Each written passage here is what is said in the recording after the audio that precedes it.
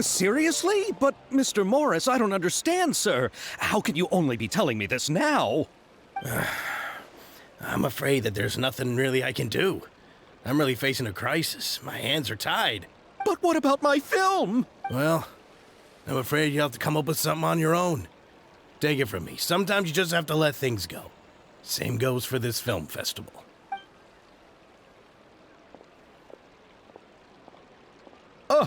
Oh. Hey, isn't that Xavier? So he's back in Fontaine now. Xavier! Oh, why, if it isn't the dear Traveler and Paimon. I really didn't expect to bump into you here at this time. Well, I was doing just fine until I received some terrible news just now. The investor I was working with for my upcoming film has fallen upon some hard times and is no longer able to provide the promised amount of funds. Can't you just find a different investor? Unfortunately, that's not how it works. We had signed an agreement specific to the Fontanalia Film Festival, stipulating that I cannot work with any other investors until the festival is finished. The Fontanalia Film Festival? What's that? Oh, is this your first time participating in Fontaine's Fontanalia Film Festival? Then allow me to fill you in. The Fontanalia Festival was established to commemorate the legendary Loch Knights, who went on a quest to search for the Oceanids and eventually welcomed the Hydro Arconageria. The holiday is deeply connected to the founding of Fontaine, as well as its unique laws and trials. It's one of the most important festivals for this nation. But what's with that weird expression on your face?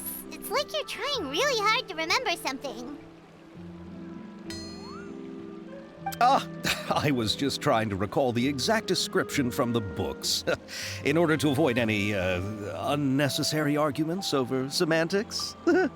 I usually try to recite things straight from the source. Well, either way, Paimon thinks she gets it now.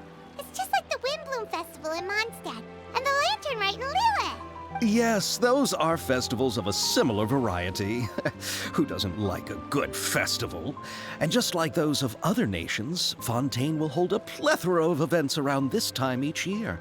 To commemorate the Loch Knights, people will imitate them by putting on special costumes, raising golden cups, and going door to door asking for pure water. But a few years ago, Lady Farina started to find the whole idea a little drab, and so decided to change the part about pure water to sweets. That really doesn't surprise Paimon at all. The whole thing seems more akin to a carnival now, and it's quite popular among the kids. Every year you can hear a bunch of them saying, "Trial or treat." Oh, that sounds pretty fun. But how does that connect back to the film festival you mentioned? Yes, it appears I've strayed off topic. I just got too excited after seeing you.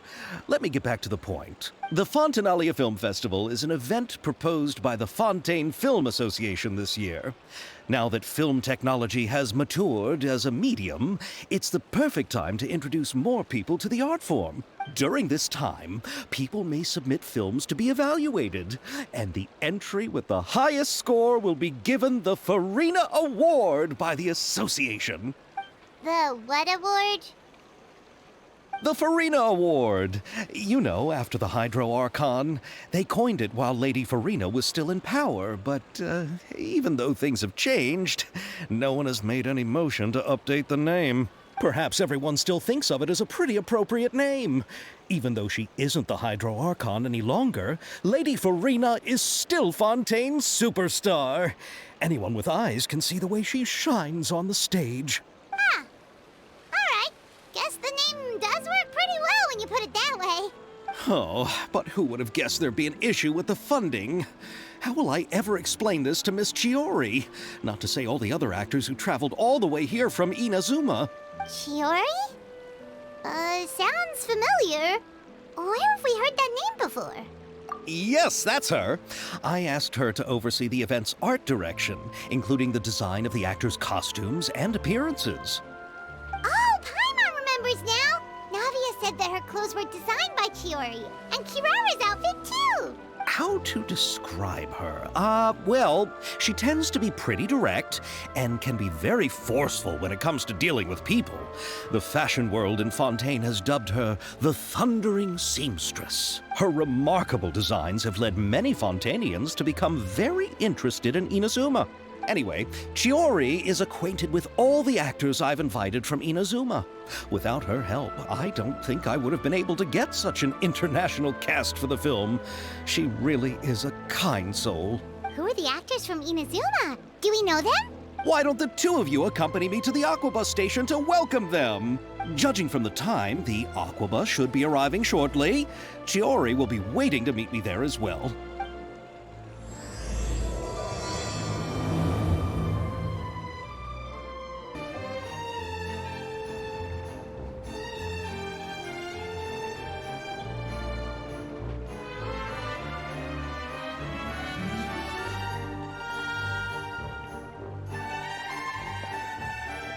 Miss Chiori?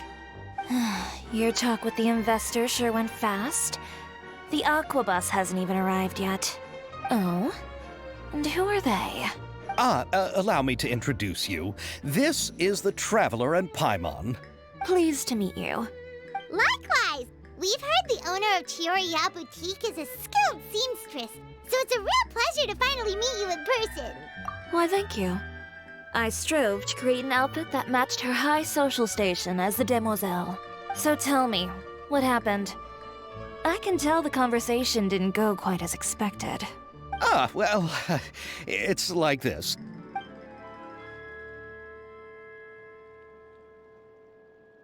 Ugh. I know, Chiori, you don't have to say it.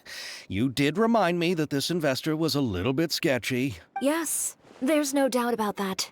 But how could I pass it up? He offered me twice as much as the others. And therein lies the problem. Yes, but just put yourself in my shoes.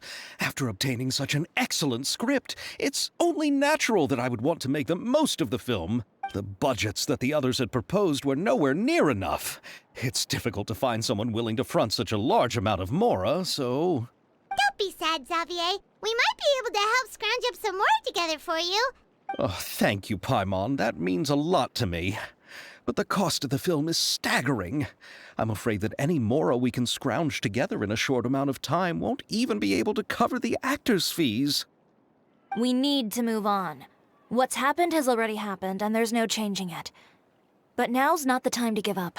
What? You're saying that you have a plan? No, that's not what I mean. I'm simply saying I wouldn't give up just yet. The actors I recommended aren't just after mora after all.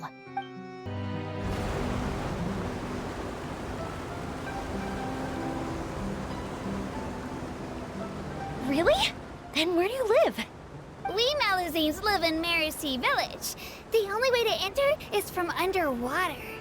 Oh, you must be pretty tired after work every day, right? I mean, you have to swim all that way just to go home. We are so thoughtful. But some Malazines choose to live in the court of Fontaine because it's so much more convenient. This is our stop. Oh, we've arrived. But I haven't even finished chatting with Aval yet. I also enjoyed Aval's introductions to Fontaine along the way. Everything you described was so clear and detailed that we can't help but want to hear more. Thank you so much. I'm usually working here on this aqua bus, so I hope I'll have the chance to see you again. There are still many more places I'd like to introduce to you.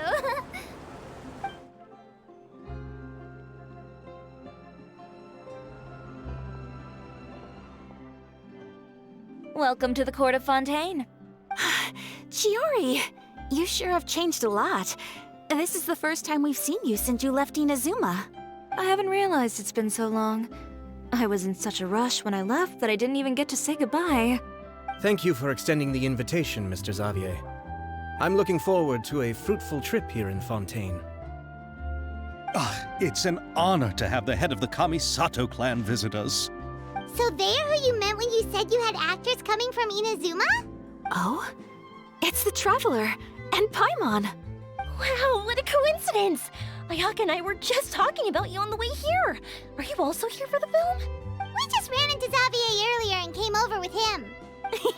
But I'm not an actress. Sir Kamisato and Lady Ayaka are the real actors here. I'm just tagging along with Ayaka to have a good time together. About that, I mean, how was I supposed to contact you when I was making preparations for the film? I figured you were probably busy, and I didn't want to disturb you. So I could only keep you in the back of my mind while I sought other actors to play the lead roles in the film. I had been thinking about a surprise reunion with you during our trip here, but you still managed to surprise me first. Oh, so you all know each other already! My, what a coincidence! What are the chances everyone could be brought together here like this? Why don't we go to Hotel de Boer and catch up over a meal? I've already made a reservation. Huh? Did you reserve 2 spots for us too? Yes, of course, of course. I'll be sure to tell the boss to serve a few more delicious dishes just to make sure there'll be enough food. Very well. Then please, kindly lead the way, Mr. Xavier.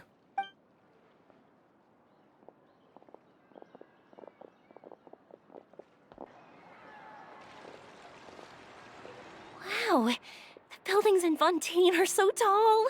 Just look at how big they are. And there's the fountain that Aval mentioned earlier. It really is a magnificent sight. And look at that huge spinning sphere. Where does it get its power? Wait a sec! Could it be one of those clockwork mecha we've heard so much about? So this is what food from Fontaine is like. It sure is different from what we have in Inazuma. How should I describe it? It seems like you have to go through a lot more steps to make them. And the flavor has many layers too. Yes. When I first went to Inazuma, I actually thought the food there tasted a little too bland. It took some time for me to get used to it. Let's get back to the purpose of this trip for a moment, shall we? How have preparations for the film been coming along, Mr. Xavier? Well, I've already assembled most of the film crew, a lighting specialist, a prop manager, and a costume designer. I've also bought the copyrights from the novel's author. Oh, it's called The Two Musketeers, right? I read the script you sent me on the way here. The story is pretty good. Originally, I was planning to start filming as soon as Sir Kamisato and Lady Ayaka arrived in Fontaine, but I'm afraid I've run into a bit of a problem. Oh? What is it? It has to do with the film's investor, Mr. Morris. He suddenly informed me this morning that he's encountered some financial trouble and will be unable to release to me the amount of funding agreed upon. It's said that Fontaine's legal system is well developed. If he has violated the contract, then can't you simply take him to court over the matter? Well, I'm still more concerned about filming. Even if I were to take him to court, I'm afraid it would take months before the case could even be heard. Then, is there a way we could raise funds ourselves to solve the problem? I've considered that option too, but unfortunately, it's difficult to gather such a large amount of mora on such short notice. Besides, we have to consider the film festival's submission deadline. Mr. Xavier, if Ayaka and I were willing to perform for free, would that resolve the problem you are currently facing? What? No, out of the question. To have you come all this way just to act for free? Oh, no, that won't do. There's no need to worry, Mr. Xavier. My brother and I had actually intended to work for free after receiving your invitation. Inazuma has only recently reopened its borders, and needs to strengthen its relations and cultural ties with other nations.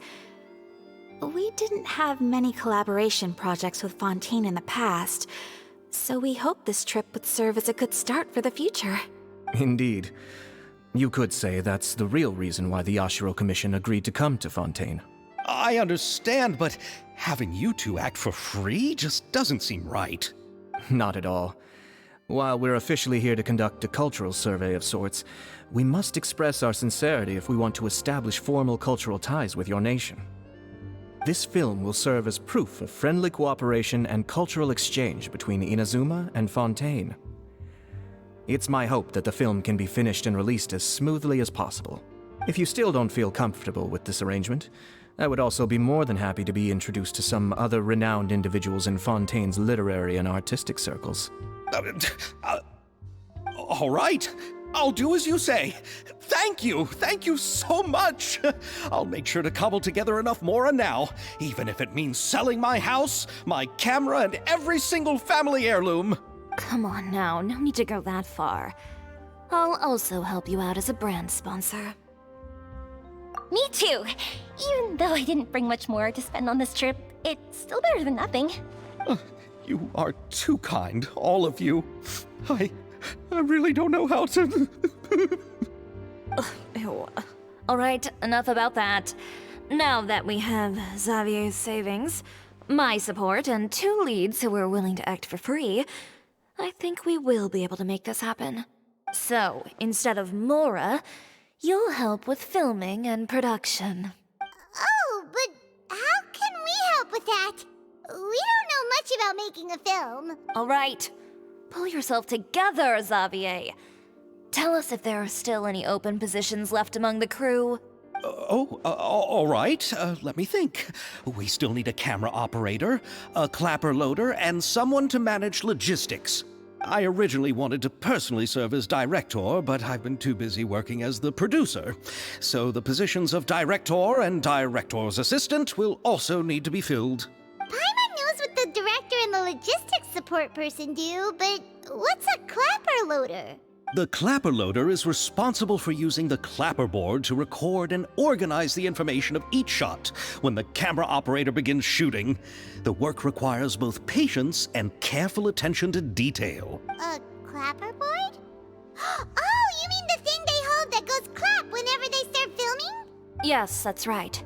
Are you interested in that job? For sure! Paimon's always wanted to try that. All right, then you'll be our clapper loader. I can find someone from the store to help with logistics. What do you think, Xavier? Well, fine by me. As for our camera operator, I was thinking of letting the Traveler take the role. Oh, she's great when it comes to using a camera. Paimon can't even count how many things we've taken photos of during our journey. Yes, that's also what I was thinking. I noticed the Traveler had an eye for photography and composition when we worked together previously. I'm sure that's due to the traveler's journey across Devat and all the places they've seen. After so many adventures, using a camera must be second nature by now. What do you say, Traveler? Are you interested in the job? Thank you. It really means a lot to me. Come on, friend. Let me give you a big warm hug. So all that's left for us to find is a director and an assistant. Oh, me! I want to be the director's assistant. All we need to do is help the director, right? I can handle that. All right, then all we need is a director. Oh, all the well-known directors in Fontaine are probably also busy working on their own films these days. I'm not sure who will have time to help. Oh, Farina helped out a theater troupe recently by serving as an artistic consultant. She could be a good director, right? Besides, it's not like she has anything else to do right now. Farina? Do you really think Lady Farina would be willing to help us with our humble project? Isn't that the name of Fontaine's Hydro Archon? My brother has already informed me about what happened here in Fontaine. Yep, that's her. She helped out a theater troupe not too long ago, and now she's taking up work as a director. Well, I saw that musical. Her performance was perfect, and the storyboards were also excellent. Don't let her former identity intimidate you. She's the best candidate we can think of right now. You'll never know until you give her a shot. Fine. You're right, Shiori. I'll do anything for the sake of my film. Anything! Then I'll have to ask the Traveler and Paimon to show me the way to Lady Farina's residence. I just hope she'll agree to help. Do you need us to also come along? No, there's no need to trouble you with this. Besides, you've just arrived in Fontaine, and I'm sure there are many places you would like to visit. Just leave this task to me. It's part of my duties as the producer. Very well. Then we'll be waiting to hear the good news. I'll go with you. By the way, you might want to consider bringing a gift. And don't worry, we won't simply drop you off at Farina's place. We know Farina pretty well by now, so having some familiar faces there should help your chances. Besides, the whole thing was our idea in the first place. All right, then I'll start making preparations. As for the gift... A gift for someone who was once seen as the Hydro Archon. I wonder what she would like. I recall that Lady Farina once fancied a clockwork ring, so perhaps I should get another exquisite clockwork contraption for her. Huh? Can't we just bring some desserts, like the Fontinalia mousse?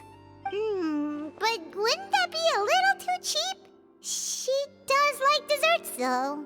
Isn't the Fontinalia festival happening right now? I heard Abel tell us on the Aquabus that Farina introduced the tradition of going door to door and asking for sweets. To do something like that, she must have a real sweet tooth. I agree with Yoimiya. If the gift is too fancy, it might actually make her feel more uncomfortable. Alright then, let's go buy some Fontinalia mousse. But will that really be enough? We'll be asking her to do a lot of work, you know. You're right. We need to further sweeten the deal. Huh? You want something even sweeter than Fontinalia mousse? Yes, we'll need a gift that's sweeter than any dessert in the world. But what could that be? Your words of praise.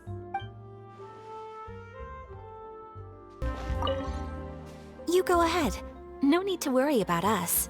Oh, I hope Farina will like the gifts we prepared. Oh, and if you still think we should get something else for her, just let me know. I should be able to make some fireworks.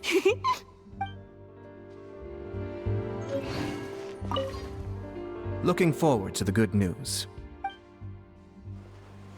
We're here! This is where Farina lives. Okay, I'll go knock on the door.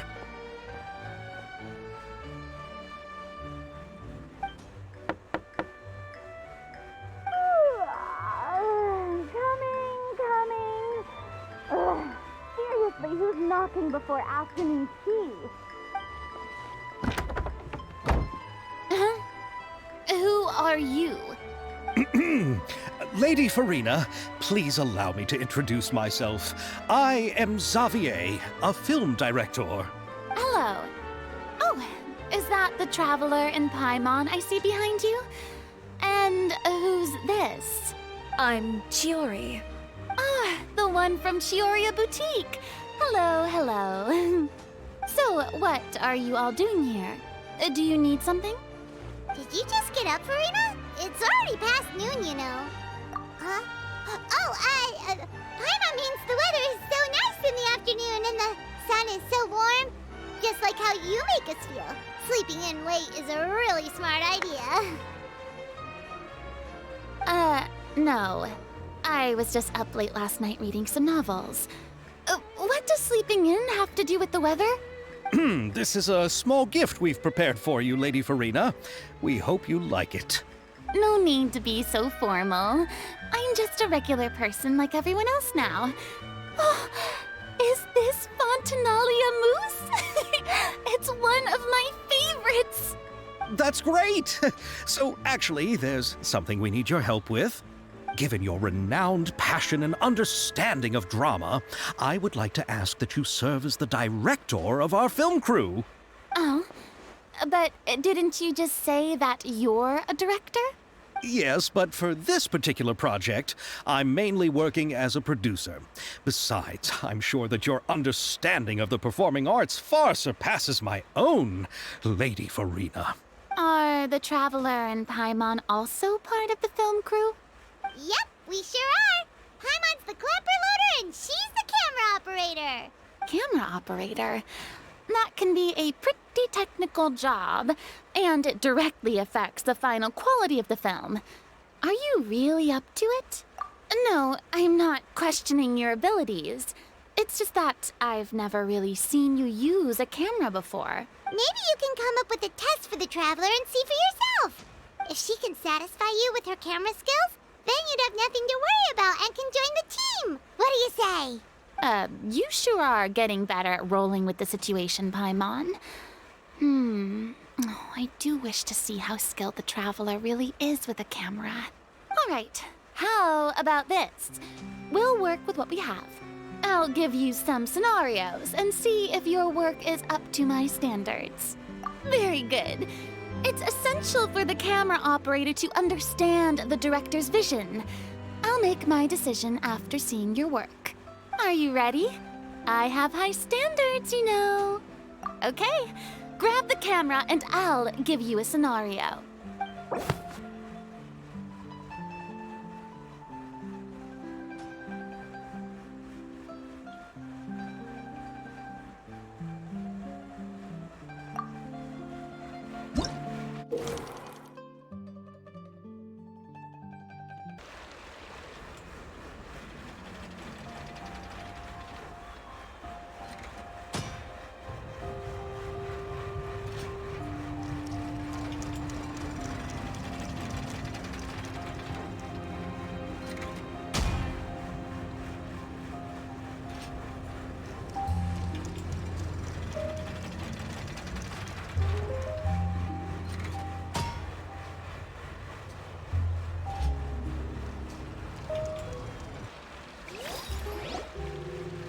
Oh, it appears that you have more skill than I thought. All the shots had a great composition, and I could really feel a connection to the characters and their lines. Yeah! Does that mean you agree to be our director, Farina? Did you think I would agree just like that? After our performance of The Little Oceanid, I've begun to make a name for myself again, you know. In fact, I've already had several troops approach me for the Fontanalia Film Festival. Unfortunately, the scripts were all pretty boring and didn't pique my interest. If others were to find out I agreed to work with you so easily, then, well... Hey, but didn't we have a deal? What else do we need to do to convince you, Farina? Well, what about the pay? Huh? You know, how much you're willing to pay me to be the director? The pay is also an important factor for me to consider, you know. Well, I can offer you this much? What? That's all? If Nervylat were to hear of this, he could charge you with underpaying your labor. I'm sorry, but our crew is in a tight financial spot at the moment. I see. Well, even though it's highly unlikely now that I'll join your crew, there's still something I'd like to ask. Exactly what film are you planning to make? Oh, our script is an adaptation of The Two Musketeers. Huh? Wait, you mean the suspense thriller novel that was a #1 bestseller? Oh, so Farina's read it too. Of course I read it. I've always had a keen interest in artistic works that strike a chord with the populace. I see. It all makes sense now. You must have used most of the budget to pay for the copyright. Not really. The novel's author transferred the copyright to me practically for free once he heard that I wanted to make a film adaptation of the story. The lack of budget is due to another issue. He probably just wants to get his name out there. So, Mora isn't the most important thing to him right now. It reminds me of a delivery courier who wears one of my designs while traveling all across Teyvat. I didn't charge her much for the outfit either. The exposure she provides for my brand is well worth it. So, are you a big fan of this story, Farina? Well, it's all right. The pacing of the story is good, but the character relationships could use some work. When I was reading it before, I always felt like some things were left on a rather unsatisfactory note. I have high standards, you know. Ahem, Mr. Xavier.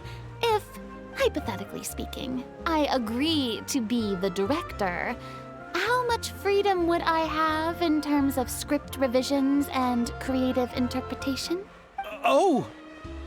As much freedom as you would need. I wouldn't dare doubt the tastes of Fontaine's greatest star. Good. Then I'm free to alter the script as I see fit? Absolutely, no problem. All right. It seems that your crew really can't go on without my care and direction. So, you agree? Yes, I agree. Although the pay is well below what someone of my caliber deserves. A great script calls for a great director. I mustn't let a perfectly good story be ruined due to lack of funds. If if you have fine cheese and bread, you wouldn't just let it sit on the counter and get moldy just because you lack an oven, right? Oh, Hydro Archon above! I'm not dreaming, am I? Somebody pinch me. There's no more Hydro Archon, you know. And it's still a little early to celebrate. There's a lot that goes into shooting a film. Although the trickiest tasks of finalizing the script and casting the actors have already been taken care of, we'll still need to reserve filming locations. Not to say set up lighting and props.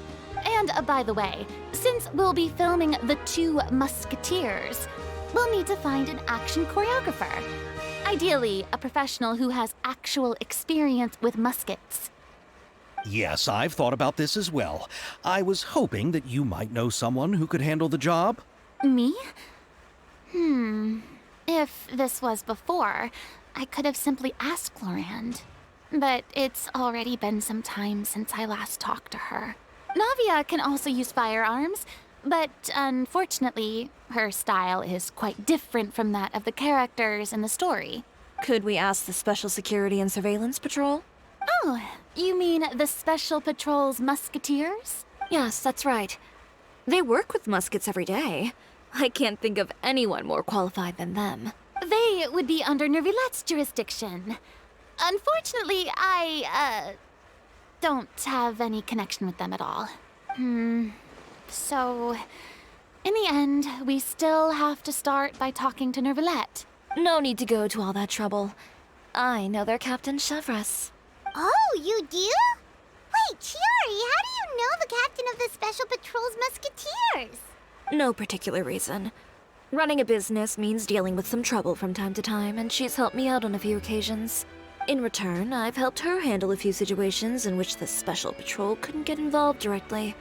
So, we've gotten to know each other over time. So you're saying there's been times when the Special Patrol needed a fashion designer to handle a situation? Your work is becoming more and more mysterious. It'd be best to keep it that way. Anyway, enough about that. What do you all think about asking the captain to be our musket action choreographer? She sounds professional enough. She is a captain after all. I have no objections. But I imagine the Special Security and Surveillance Patrol must be busy with their duties. Do you think she'd really have time to help with shooting a film? And then there's the issue of pay. Well, it just so happens that she's also not the kind of person that's just after Mora. As for whether she has time, I'll have to go and ask her first. Then I'll leave that to you. Macaroni's on sale today, so I've got to go. You can just tell me how things went when we discuss tomorrow's plan later. No problem. Having Farina join feels like a big boost to our team. Of course. Just wait until the day of our premiere. You'll witness the true power of my name in these lands. You'll be so glad I agreed to help. I can guarantee that even the standing tickets will be sold out. I'll be sure to ask some people I know to see if they'd be willing to act as extras. Seems like you're finally getting more comfortable with your own reputation now. I didn't ask for the Clapperloader's commentary, Paimon. Then let's get going. I happen to know where Chevres is today. By the way, I'm curious. If my pay is so low, then what about our 2 lead actors? Didn't they travel here all the way from Inazuma? Actually, they told us that they see the trip as part of a cultural exchange, so they didn't ask for any pay. What? So is every person in Tevat who doesn't want money gathered here to shoot this film? Don't tell me Chiori isn't being paid either. I already knew Xavier from before, and he's also agreed to give my brand some good exposure. It seems the gods have really smiled upon you, Xavier. And that certainly doesn't include me, mind you.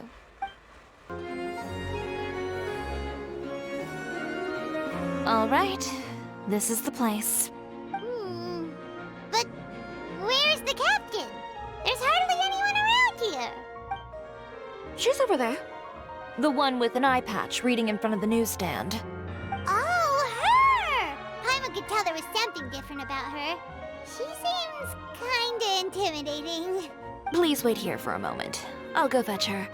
She's working now, so you might not want to get in her way. Working? But isn't she just standing there and reading a novel? Just trust me.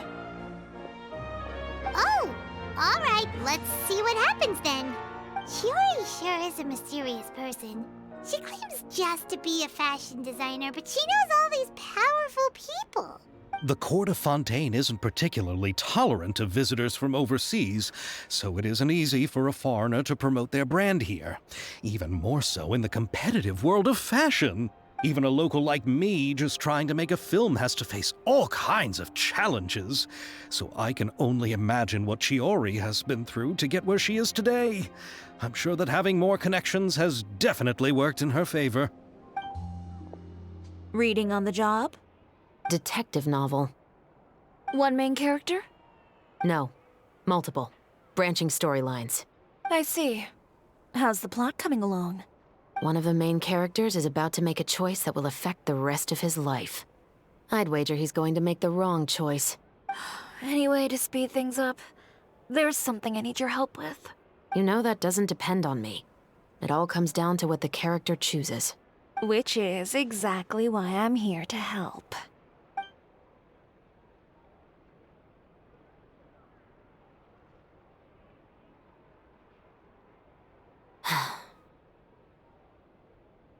All right. It appears he made the wrong choice in the end. Halt! Huh? What's going on? Hand over whatever you're holding. Oh, it's just a book. I didn't buy anything else. Then I'm sure you wouldn't mind letting me have a look. Excuse me, officer. I don't mind you standing around here, not purchasing anything, but I'd prefer if you didn't disturb my customers. It's bad for business, you know? Don't give me that act. You won't be able to get off so easily either. I am Shavras, captain of Fontaine's Special Security and Surveillance Patrol.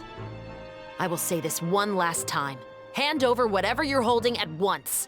And before you do anything unwise, let me remind you that I'll have you on the ground before you can even think about making a run for it. All right. I'll give it to you. But please let me say something first. If there's any contraband in that book, then the shopkeeper here is the one who slipped it in. I don't have anything to do with this.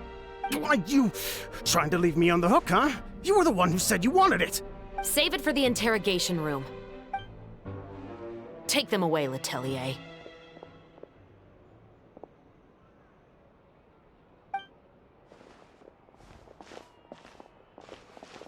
What's going on here? One second you're reading a book and the next you're escorting people away. And who are...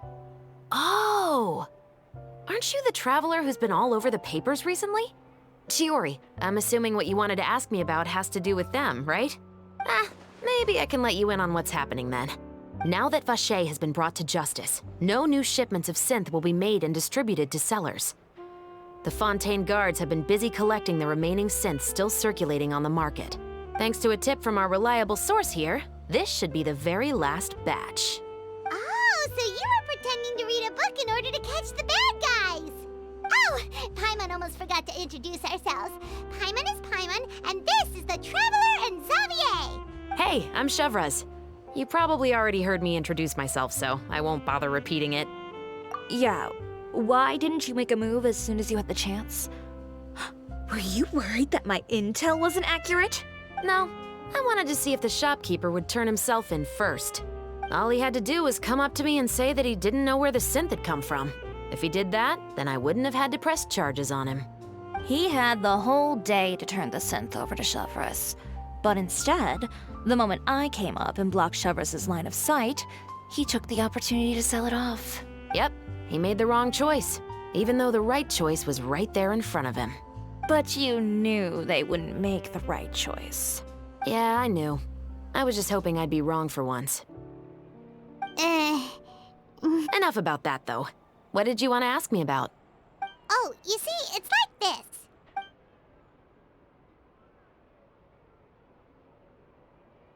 The Two Musketeers.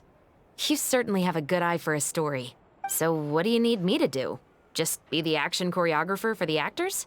Yes, that's right. I want to make sure we get all the details right. I want the actor's posture and understanding of firearms to be as realistic as possible. However, I'm afraid this work will require a bit of your time, since you'll have to be present whenever we're filming. Also, as for the pay... No need to say any more. I'll join. Huh?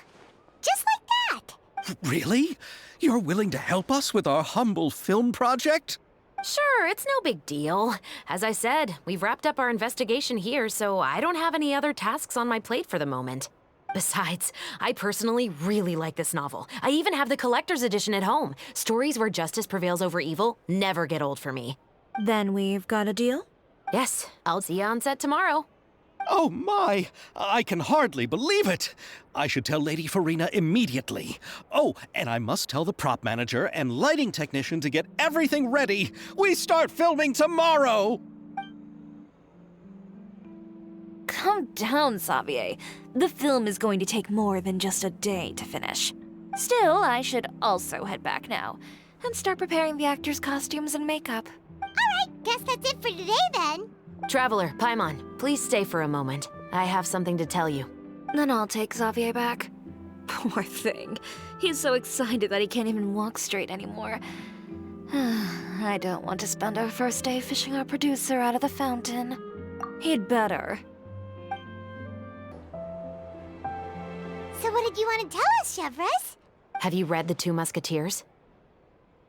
The story is about a pair of children born into the household of a baron, and their struggle to survive together and take revenge for their mother. They were raised at the baron's estate, where their mother worked as a maid. The two were illegitimate children that the baron had with the maid, so they were never treated well by anyone. One day, upon returning home, they found their mother had been murdered and left dead on the floor. It was quite evident that the culprits were the other members of the baron's household, who never had any kind words to say to them. However, the Baron was able to exert his influence and keep the whole thing under wraps. The mother's death was eventually deemed as a suicide, and there was no chance of bringing her murderers to justice. The two siblings decided to flee and someday avenge their mother. Many years later, members of the Baron's family suddenly started turning up dead one after the other, all killed by gunshot. A rainbow rose was found on each of the victims' bodies, being the flower that the kid's mother liked best. The Baron believed that the mother's soul had come to take vengeance on him, so he lived in fear each day. But it was actually those two siblings who had fled all those years ago. They relied on each other to survive and trained day and night, eventually becoming adept musketeers. They used all of their abilities to collect evidence and clues before executing their plan and exacting revenge on the Baron. Their actions let the truth behind their mother's death be known to all. That's quite an exhilarating story. Yep, the Baron got what he deserved for his evil deeds, and justice was able to prevail. It was just the kind of story I enjoy. Oh, so is that why you were so willing to join our crew, Chevres? You could say it was one of the reasons. Oh, you mean there were other reasons too? I've read the reports about you. Whether it was at the trials or when you lent your hand to resolve our nation's crisis, you've shown that you've got a strong sense of justice, as well as a great mind for deductions. Yes, you're as sharp as I expected. It seems you've experienced many similar situations before. There's been a recent murder case involving Muskets. The perpetrator's methods appear to be very similar to what is described in the novel. Huh, really? But Paimon didn't see anything about that in today's papers. The Marechaussee Phantom hasn't yet released any information to the public because the investigation is currently at a standstill. The murderer is extremely cautious. A murder involving firearms? But not that many people use those in Fontaine, right? Impossible. We perform a routine inspection of our firearms and ammo reserves every day. If one of the weapons had been fired, it would stick out like a sore thumb. Besides, I trust the members of my platoon. However... Well, that's all I can disclose about the case today. Huh? What do you mean? I hope you all can go back and get some shut-eye. You can decide tomorrow whether or not you'd like to join the investigation with me. I'm aware this might not be the ideal time to add more to your plate, but the more capable people we have, the better the chances that justice will prevail. Carrying out investigations isn't actually supposed to be our responsibility. Our job is to apprehend the perpetrators. Finding them is really up to the Marechaussee Phantom. You could say I'm taking part in the investigation out of personal interest. I don't want people to see Muskets in a negative way, and also, I'm concerned about the similarity between the crimes and the story. You mean they might be connected somehow? I suspect so. Just to make myself clear, this is not an order, nor is it a deal of any kind. It's a request, nothing more.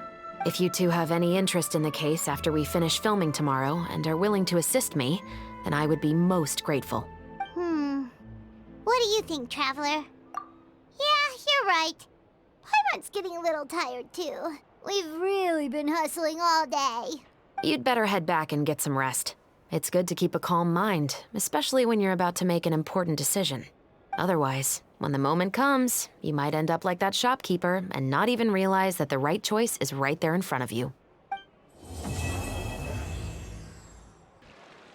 Ayaka, Yoimiya, you're already here! Good morning. Xavier said yesterday afternoon went well. Yeah, and how about you, Ayaka? What were you up to yesterday? After we split up, Ayato went to see Udex Nervillette at the Palais Mermonia. I was originally thinking of going with him, but he said he could manage it himself. He told me to go see the sights around Fontaine and to enjoy the local culture. So I rode the aquabus with Yoimiya and visited the Opera House on Aranias Island. Yeah, you wouldn't believe what we saw there! 2 mechanical puppets that were dancing together! You've already seen them, right? Yeah, those two! Amazing, aren't they? We sat and watched for quite a while. It was mesmerizing. Like we could keep watching them forever. Oh, it was the same for us the first time we saw them, too. Afterwards, we went swimming at the beach. Well, diving, to be exact. It was the first time I ever breathed underwater. I held Ayaka's hand and we counted down together. 3, 2, 1, and then splash! We were beneath the waves. At first, I didn't dare to open my mouth. But once I couldn't hold my breath any longer, I decided to take a big breath in. Turns out the water wasn't as salty as I imagined. It didn't really taste like anything at all. Before I knew it, I was breathing like normal down there. It was an amazing feeling. Ayaka said I was too nervous and needed to loosen my grip. She got used to everything way faster than I did. I knew that the Traveler could do it, so I had no doubt we could do it too. That helped me feel at ease as soon as we dove in. The underwater world in Fontaine truly is beautiful. I love seeing the romaritime flowers blossoming underwater, like little candles lighting up the streets at night. Yeah, and there were so many creatures that we've never seen in Inazuma. Like those fish that shimmer like a sword blade. Whoosh! Oh, and those big fish that call when they see people. Ooh. Oh, you mean Hunter's Rays and Blubber Beasts. I just love the name Blubber Beast. Just wait till Pops and the others hear about this. They probably won't believe a word I say. Yoimiya was down there for quite a while. It was dark before we finally rode the aquabus back to the city. I figured she'd want to sleep in today. Yeah, even I was worried that I wouldn't be able to get up. I still felt like I was drifting in the waves when I went to sleep last night. But as soon as I woke up today, I remembered that we'd all be shooting a film together, and I was ready to go. Speaking of the film, where's everybody else? My brother and Xavier were speaking to the restaurant owner about using the place as a filming location. They should be here soon. As for the others, We're here.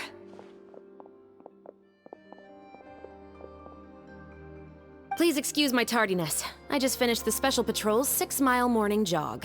Wait, 6 miles? I'm so tired. I heard you all chatting, so I decided to come down. I sure could use some of that endless energy everyone else has. good morning, everyone. Morning. Can someone fetch me a cup of coffee? More milk, hold the sugar. Sure, I'd be happy to do that for you. No, you can't go anywhere. Please, have a seat over here so I can get started on your makeup. The last thing I want is coffee stains on my costumes. I can get the coffee. It's the perfect job for an assistant.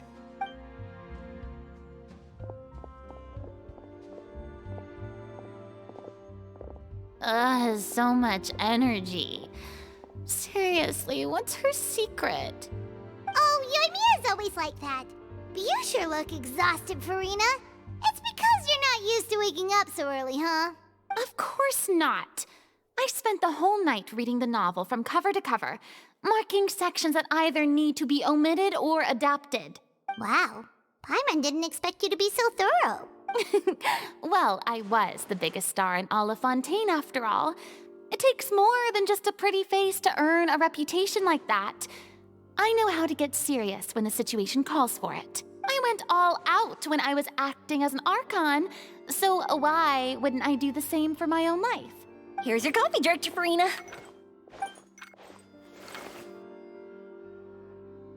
Oh, thank you. The sound of being called director and the aroma of coffee feels almost as refreshing as hearing the birds chirping in the morning. Ah, it seems everyone has managed to arrive on time. We've reached an agreement with the restaurant owner. We are free to use the second floor to shoot our film. Really? That's great! He is really looking forward to our film, and hopes that providing his restaurant as a filming location will attract more customers. Well then, Mr. Xavier, I'll leave the rest to you. Okay, thanks. First, I'd like to introduce our new members. This is our prop manager, Veronique. She'll be in charge of all the film's props and items. And this is Bonneau, our lighting technician. He'll be in charge of lighting and illumination to set up each scene's atmosphere. Wow. Sure feels like we have some real professionals joining the crew now. First of all, please allow me to first express my sincerest gratitude to everyone in the crew. When my investor informed me yesterday that he wouldn't be able to provide the funds, I really thought that this was the nail in the coffin for this film. I had no idea that I'd find so many people willing to help me on such short notice. Thank you. Thank you all from the bottom of my heart. No need to be so cordial, Mr. Xavier. We're all honored to be a part of this.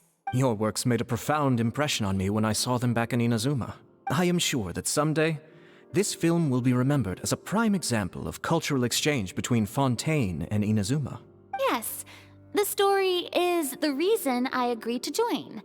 I can't bear to even imagine what this film would look like without the very best director. Anyway, I would like to make a promise to everyone that as the producer of this film, I'll do whatever I can to ensure that everything goes as smoothly as possible. This is not just my film.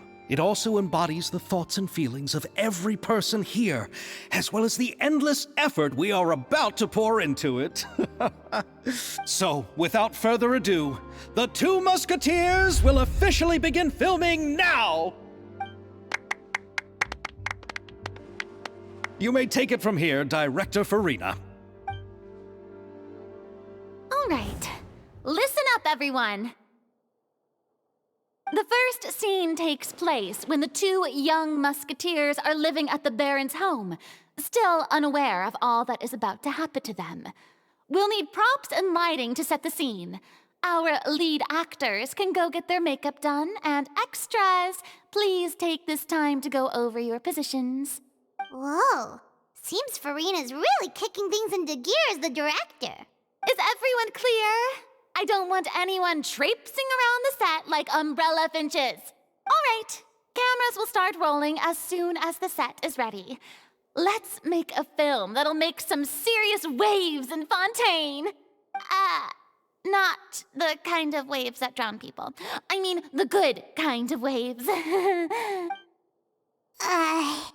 Seems like she's still a bit traumatized by that. Anyway, let's go see if there's anything we can do to help.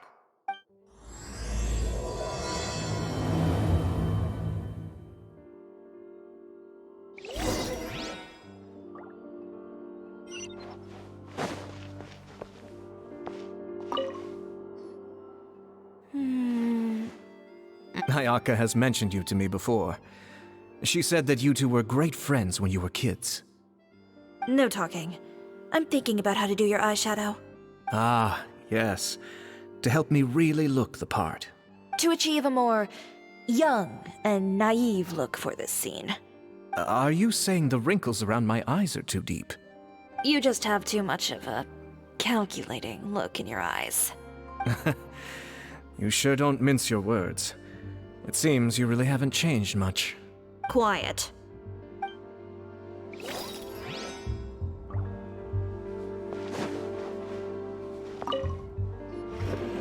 How about here? A little more to the left. You got it. Hey, Yoimiya, do you need a hand? No, I'm fine. You know, doing the lighting is kind of like designing a fireworks show. It's interesting to imagine what kind of atmosphere the lights will create. I heard that the Traveler will be operating the camera and Paimon will be the clapper loader, right? Those roles are just perfect for the two of you. Really? Is that because it'll be easy for Paimon to hold the clapperboard while flying? Well, sure, there's that, but that's not exactly what I meant. I just think that after all your journeys together, you two must have developed a super close bond and just naturally know how to work with each other. If I'm not mistaken, the director will want the cameras rolling as soon as the clapperboard goes clack. Oh, I see. It's amazing to see the magic behind filmmaking. Yoimiya, we need lights over there, too. Oh, on it! I've got to get back to work. Chat with you later. Oh, it's exciting to see so many people working together to bring the film to life. Seems like Yoimiya's really getting into it. But she was right. We do have a super close bond, don't we? Paimon's really happy to hear that.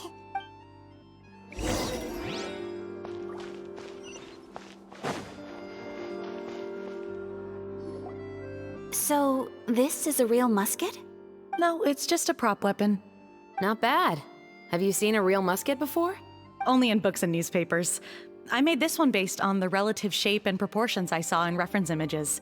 When we're filming, some special gunpowder will be applied around the muzzle, which will help create the flash and smoke effects of a real gun being fired. Which means it'll be up to the actors to portray the recoil. That's right. The sound effects for gunshots will also be added in post-production. Thank you, Veronique. I think I know where to start now. However, the musket's gears and firing pin could still use some work. Adding some wear on the metallic components will make them appear more realistic.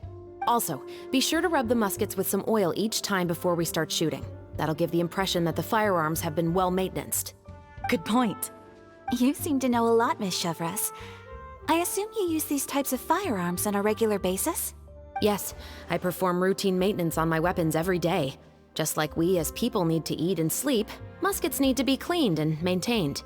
I also perform similar care for my sword every day, and familiarize myself with its shape and weight, to the point where it feels like a natural extension of my body. Yes, this way, our weapons will never betray us in the heat of battle. Yes, well said. It seems we have the same philosophy on this topic. Oh, sounds like they found a common interest to talk about. Though these props differ from the muskets I use, I can still give you some pointers. Good. I look forward to your instruction. First and foremost, never point the weapon at anyone, regardless of whether it's a real or prop weapon or whether you're holding it or it's on the table. This holds for any time when you're not actively engaging an enemy. Okay, understood. When aiming the musket, extend your arm so that it's level with your shoulder and use your eye to look down the weapon's sights. Like this? Not bad. Now, try saying your lines. This is the end of the road for you. Good. Now turn your body a little.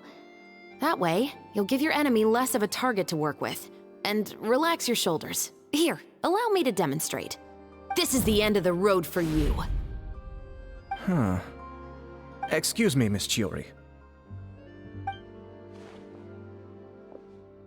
Director Farina, there's something I wish to discuss with you. Oh? What is it? Like this? Yes, much better. What do you think? I do see your point. But are you sure you wish to do this? I believe it would be most fitting. Well, if you insist. All right, I understand. Miss Ayaka, Miss Chevres, could the two of you please come over here? Huh? What's going on? Are we gonna start filming now? Let's go see. What is it? I have a question for you, Miss Chevres. Would you be willing to play the role of a musketeer? What? To clarify, I would like to turn over my role to Miss Chevres. But brother... Don't worry, Ayaka. I actually view this as a good thing. I was becoming troubled trying to set aside some time to speak to the staff at the Palais Mermonia. I would like to have some conversations about the cultural exchange between our two countries, and I've heard that the bureaucratic process here can get rather complicated. Now, I will be able to focus on my work. Besides, you also know that I'm not really one for public performances. Are you really sure? From a director's point of view, I also felt like the relationship between the two musketeers in the original story could be improved. The older brother in the story plays the lead role with his overbearing character, but this causes his character to overshadow that of his sister, and the theme of the two supporting and relying on each other isn't conveyed very well. But if we were to change the siblings to two sisters of a similar age, then that aspect of the story might come through more clearly. Also, I've seen you instructing Ayaka. That cold and dignified personality is exactly what we need for the older musketeer. Of course, even with all these insights, the decision should still be made by Miss Chevres. Chevres mentioned that she really likes the story, right? Paimon bets that she'll take the role. All right, I'll take the role. Good. It's decided then. I'll get started on making edits to the script. We'll also need to make some immediate adjustments to the lighting, props, and costumes. I have a feeling that our adaptation will be even better than the original story. You're doing a great favor for me, Miss Chevres. You have my gratitude. Don't mention it. I like this character, so if anything, I should be the one thanking you. Well, since my brother is the one who brought up the idea, I suppose there's no need to worry. Let's go, Miss Chevres. I look forward to working with you. Please, just call me Chevres.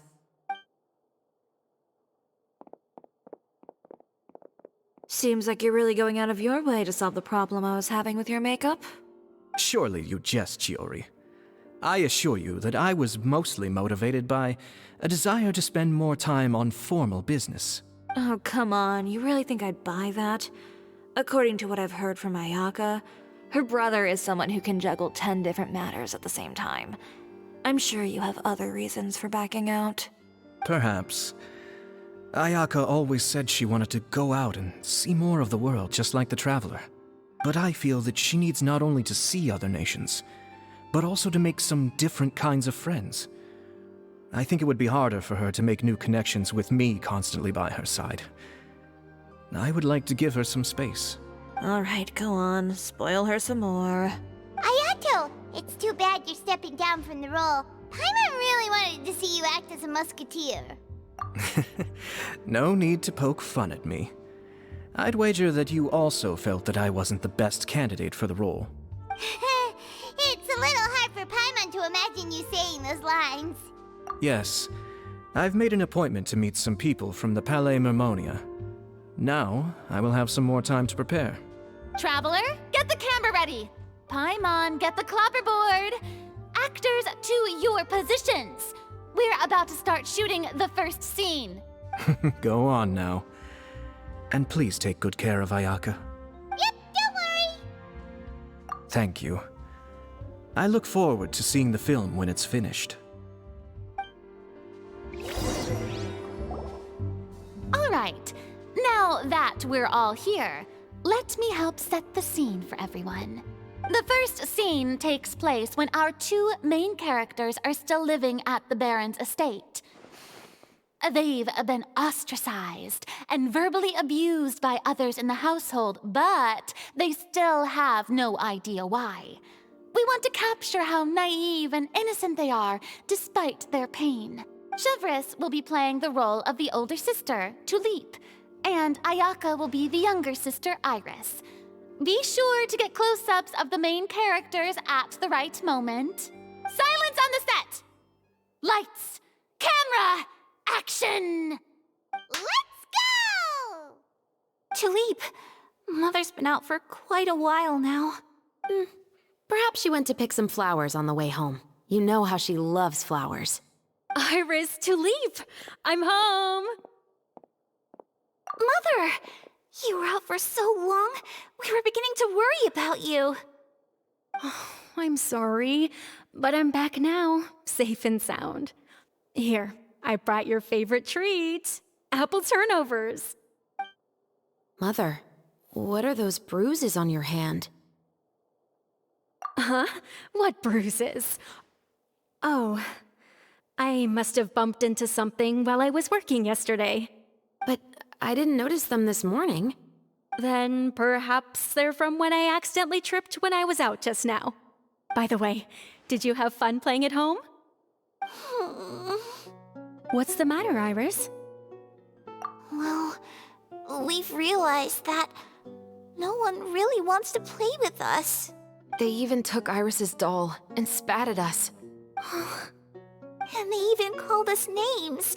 They said we were... Shh. It's all right. Don't worry.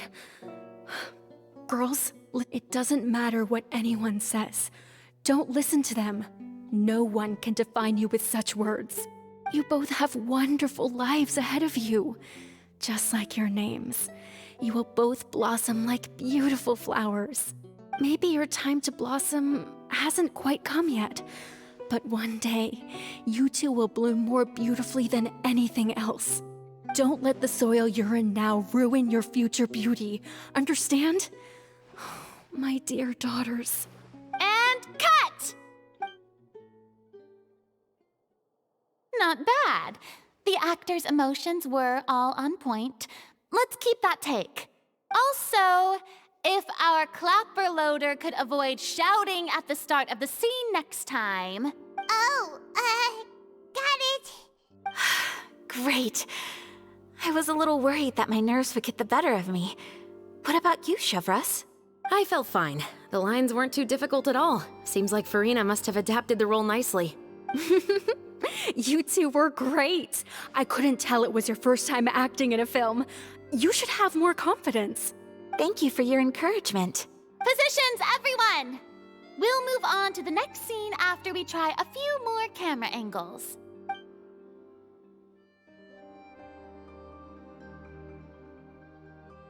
This scene is when our two characters return home, only to discover their mother has been murdered. Ready? Lights! Camera! Action! Mother, we're back. Mother?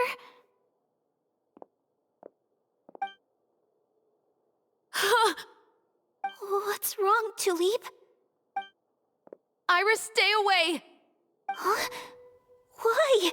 What's... Mother! Mother... She's...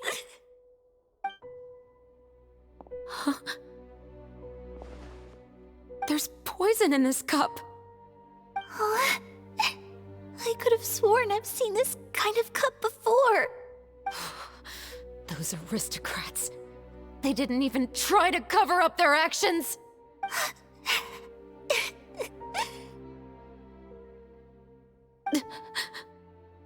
Iris, we need to leave this place. Leave? But now that Mother is gone, where can we even go? Anywhere. All I know is that we can't stay in this house. But are we just going to let them get away with this? We'll have our revenge, I promise you. Just not right now.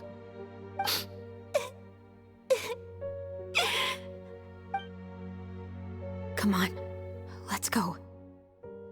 No, wait. We can't just leave Mother here like this. At least let me leave this rose with her. That's why we went out in the first place. To buy her this flower. All right. Goodbye, Mother. We'll avenge you. Someday. And cut! Beautiful! great performance! Oh my, you're so amazing, Ayaka! And were those real tears I saw? How did you do it? I was surprised too. Thank you for the kind compliments. Actually, as soon as Director Farina said action, I told myself not to think about anything. I just felt the weight of the moment and became the character. It's quite similar to practicing the art of the sword. You clear your mind and focus only on what's happening in front of you. Ayaka's performance was amazing. Have I discovered an acting prodigy? Pipe down, everyone! We need to move on to the next scene!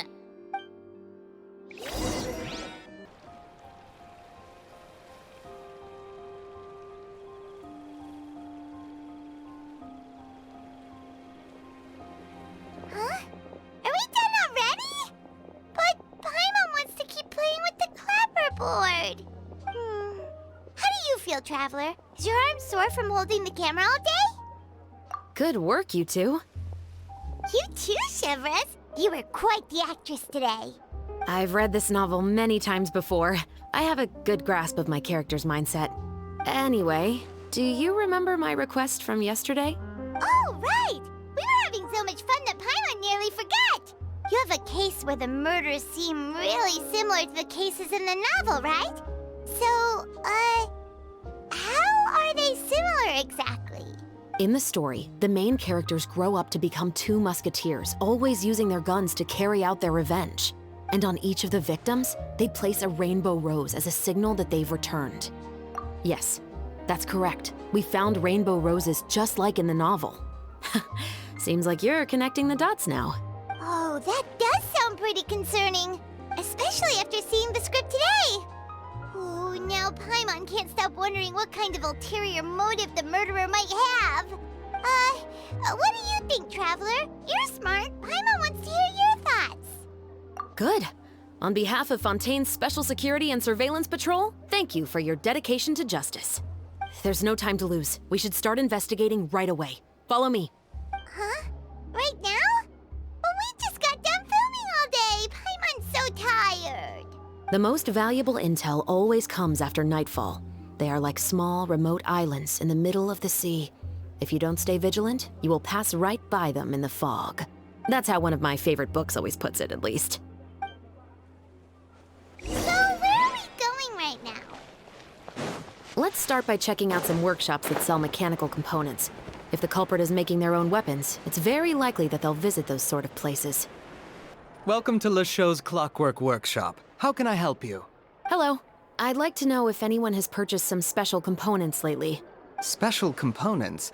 Sorry, could you be more specific? I mean the kind of components that aren't typically used for clockwork toys, but for firearms. Huh? For firearms? No, we don't sell those sort of things here. Don't misunderstand. I'm not here to cause any trouble. We are merely investigating a case, and we're hoping that you could cooperate. Well, to be completely honest, I'm not even sure what kind of components that would entail. Has anyone ever purchased components here as an individual rather than on behalf of an organization? We have a lot of customers who buy toys, but those who buy components are all regular customers who buy in bulk on behalf of their organization.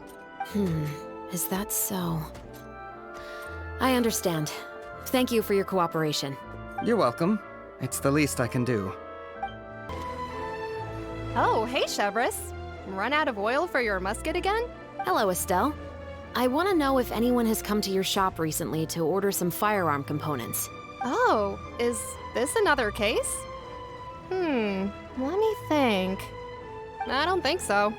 Some people have requested that I make some prop guns for the Fontanalia Film Festival, but I refused all of those requests. Oh? Why's that? Because there's no profit! I only make things here that can do some real heavy lifting. I don't have the energy to make some new molds just for the festival. Then has anybody come specifically looking for mechanical components? Well, I usually sell off my scrap to the Fleuve Cendre. I don't typically give them to one specific person. I understand. Thanks for your cooperation. Don't mention it.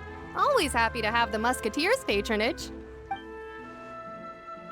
Seems like we haven't found any leads to go off yet. Yeah, unfortunately. Alright, let's head to Fliv Sandra next. Huh? Are you sure? People might not be so thrilled to see the captain of the Special Patrol there. You think so, huh? Then I guess you don't know. Huh?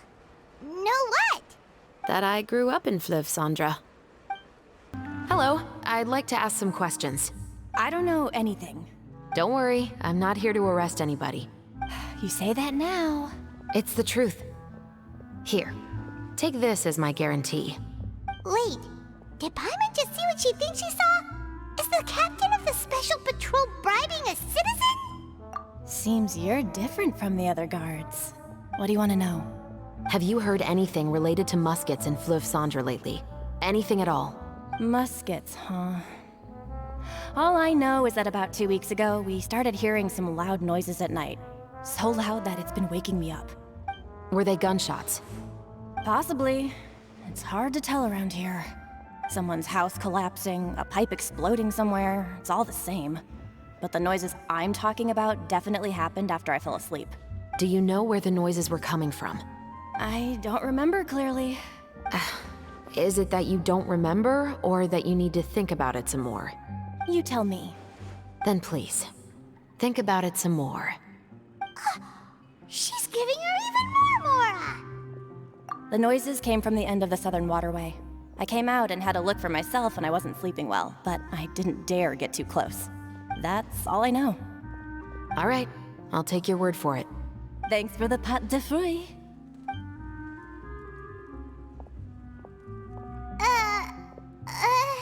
No need to be surprised. I grew up here, remember? I know how to get people around here to talk. My apologies, I'm all out of sweets.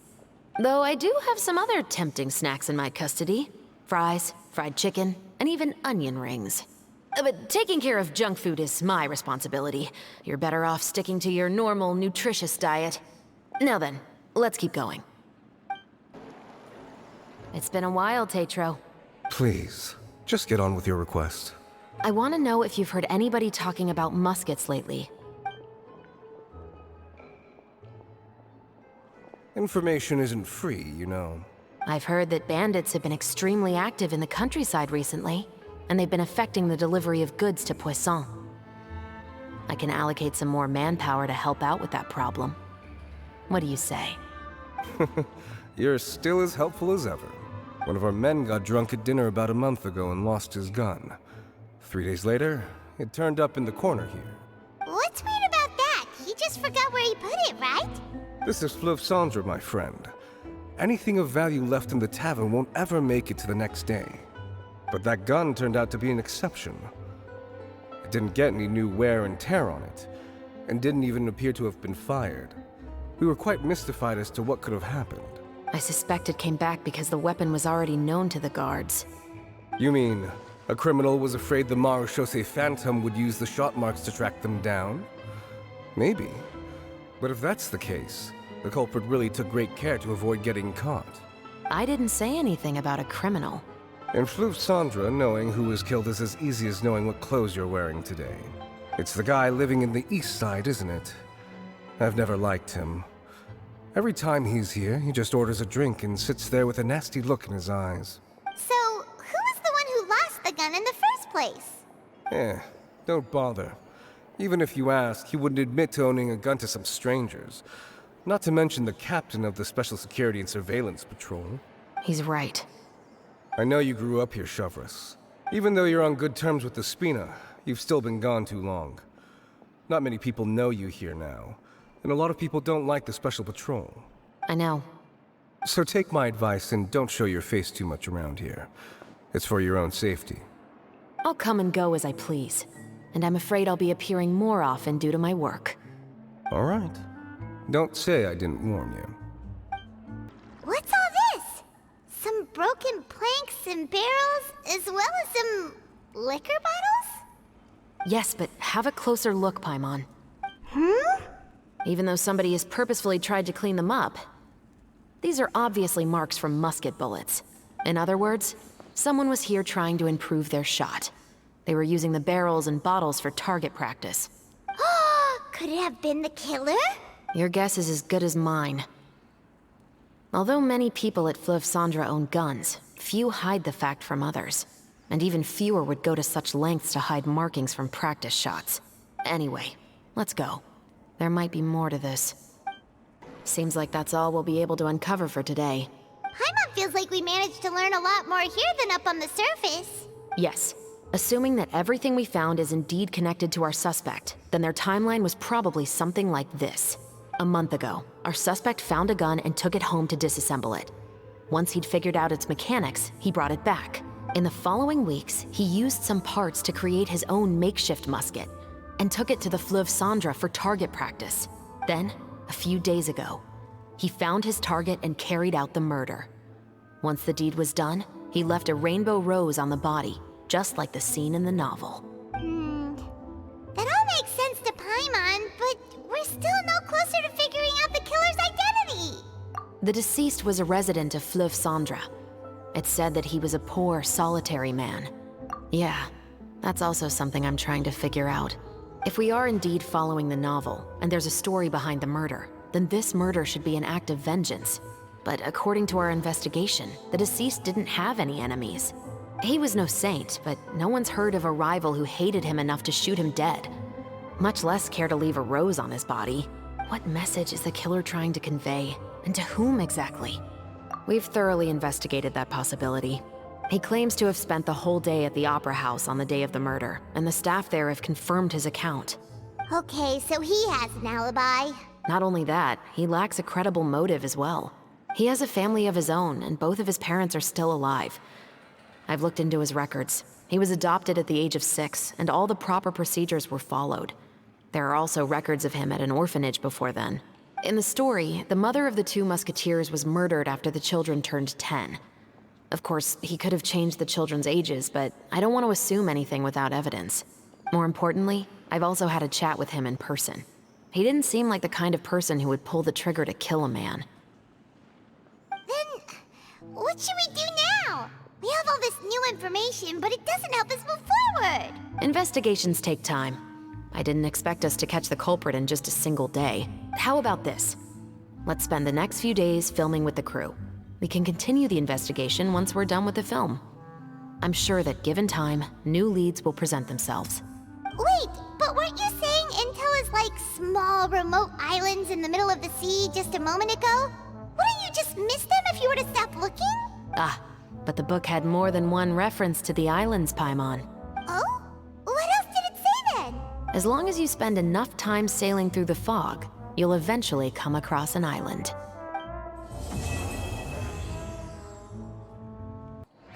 It's filming time again! Our schedule is jam-packed for the next couple of days, too. We've got so many different locations and sets to cover. Anyway, let's head out and meet up with the others.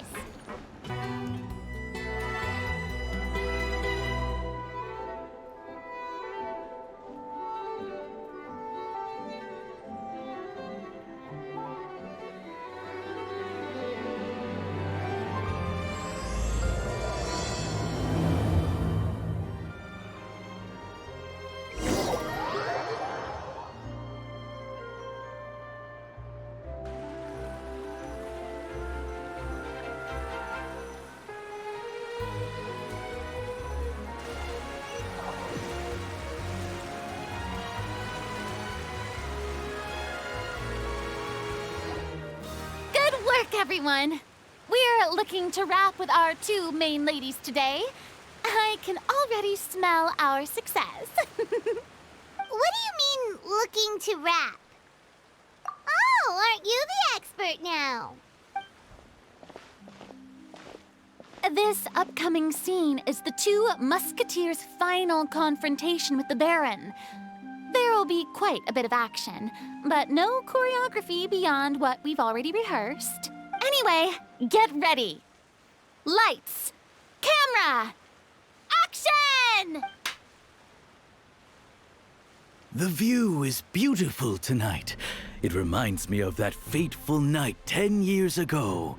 And now that I've said it, I can even make out the faint fragrance of herbal tea in the air. Enough, villain! It's time that you pay for the death of our mother! My dear Iris, have you forgotten your manners? How can you speak like this to your own father? I'd sooner swallow all of my teeth than call you father. What did I expect? Seems the daughters have turned out to be just as obstinate as their foolish mother. In this world, Mora and status is everything. She thought she could blackmail me using her children and force me to grant her recognition and concessions? Ah, how naive can a woman be? Mother never asked a single thing of you. All she wished was for us to live a peaceful life, just like the others. It was you who personally brewed the poison of prejudice and sent Mother to her death. Compared to that deadly poison, the 2 bullets that will soon pierce through your heart will be like sweet mercy. And that's exactly why I said you're just as naive as her. Did you really think 2 muskets would be enough to defeat me? So let's see. What is stronger? Mora and power, or the 2 muskets in your hands?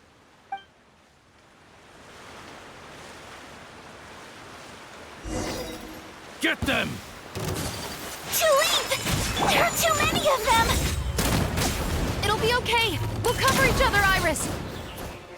And Mother will be watching over us, too.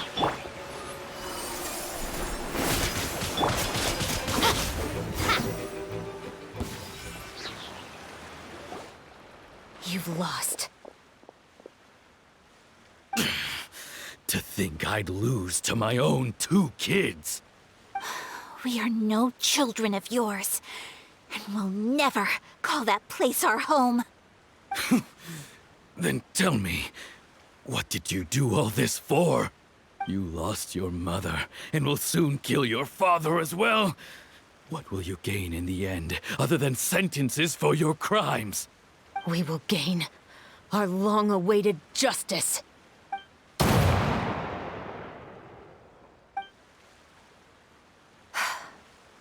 It's over. Finally, it's over.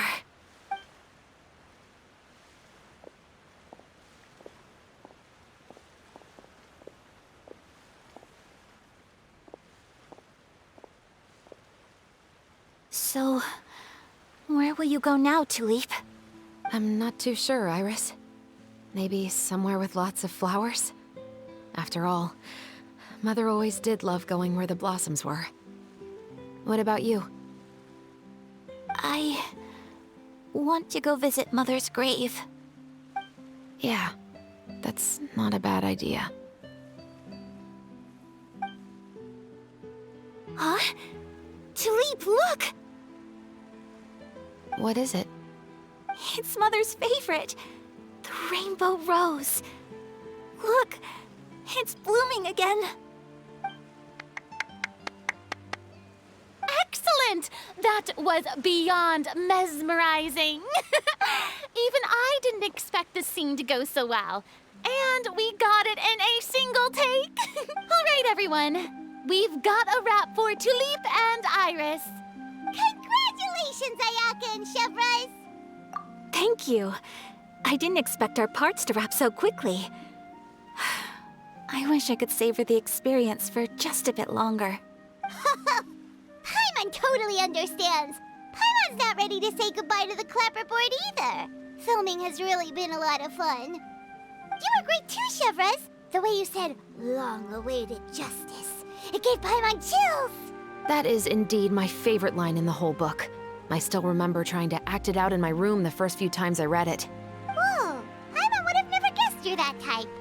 Who doesn't like stories where the guilty are punished and justice prevails over evil?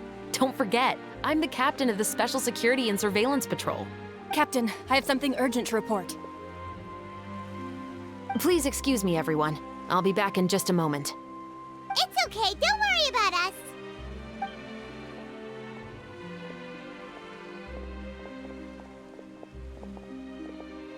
Oh? Was she whisked away by work already? I was just about to tell her how great she did. It seemed like some urgent official business. Then perhaps we should thank the stars that we were able to wrap both of your parts so quickly today. Switching around the filming schedule would have been a real pain. Anyway, I actually came over to let everyone know that we're all done for today. You can go home and get some rest. And one last thing, Miss Ayaka. Your acting skills today were immaculate as always. Are you sure you won't consider taking up full-time acting? See, I just happen to know this great troupe that's still looking for a lead actress. Thank you for your kind words, Director Farina. Unfortunately, there are still many matters that I have to take care of back home at the Yashiro Commission. I cannot remain in Fontaine to pursue an acting career.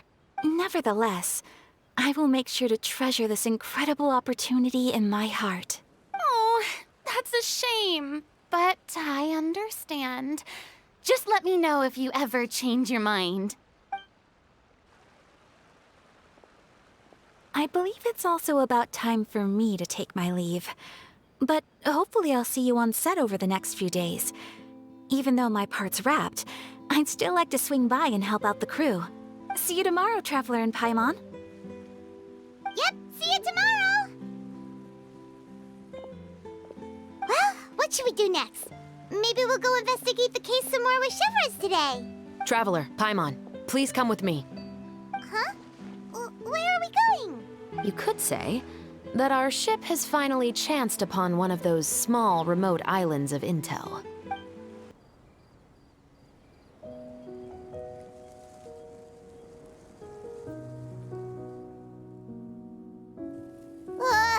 Paimon's exhausted. Paimon definitely didn't expect having to float this far after a full day of filming. So, Chevres, why did you take us here? Affirmative. It wasn't anything conclusive, but it should show us a clear way forward. Have you ever heard of someone by the name of Emily? Oh, you mean that famous perfumer? She's a good friend of mine. She's lent me her aid several times in the past to resolve some difficult cases. After I discovered the rainbow rose at the scene of the murder, I sent it to her. After all, she's probably the foremost expert on flowers and scents in all of Fontaine. And then? There was nothing remarkable about the flower or the trace amounts of soil left on it. But according to Emily, the rainbow rose left by the killer was derived from a very rare cultivar. Huh. Paimon didn't know that there were different varieties of rainbow rose. Paimon just thought they grew everywhere in the wild. Flowers that are deliberately cultivated will always show some different features from those that bloom in the wild. We already knew that the rose left at the scene belonged to a special cultivar, but with Emily's expertise, we were able to pinpoint the place where it was first picked from. Oh, Paimon gets it now. So whoever first planted that rainbow rose was probably the killer. Precisely.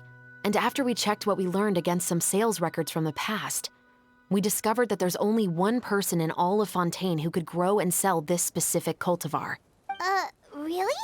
And who is it? It's the novelist. But didn't you say he had an alibi? To be clear, I haven't changed my mind about him. I still don't think he was the one who pulled the trigger. However, that doesn't mean the true culprit never visited him at his home or never purchased a rainbow rose from his garden. Whatever the case, we will have to confirm a number of things with him. So you mean the next place we need to go is... Yes, we're going to pay him a visit at his home. That should be his house. There are so many Gardamex stationed around the place. That's pretty unusual, right? According to what he told me last time we spoke, he hired them so he won't be harassed or disturbed. Huh. So there are a lot of flowers in his garden, but Paimon doesn't think we'll be able to pick one without alerting the Gardamex. Right, which is exactly why I think there has to be a special connection between him and the killer. So, should we knock? Just wait here for now. I'd like to take care of a number of those Gardamex first. But they're so far away. How are you planning to do that? Don't forget, Paimon, I'm actually the real-life captain of the Musketeers.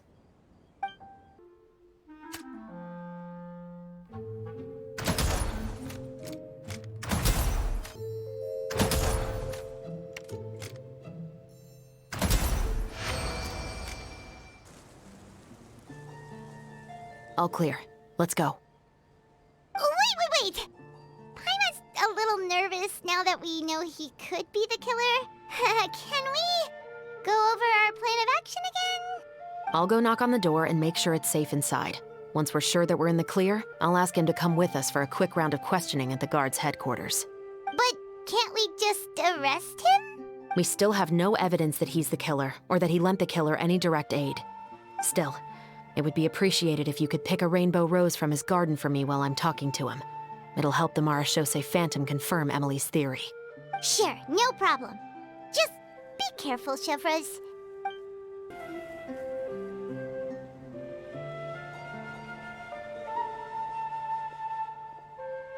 Excuse me, Mr. Baptiste, are you home?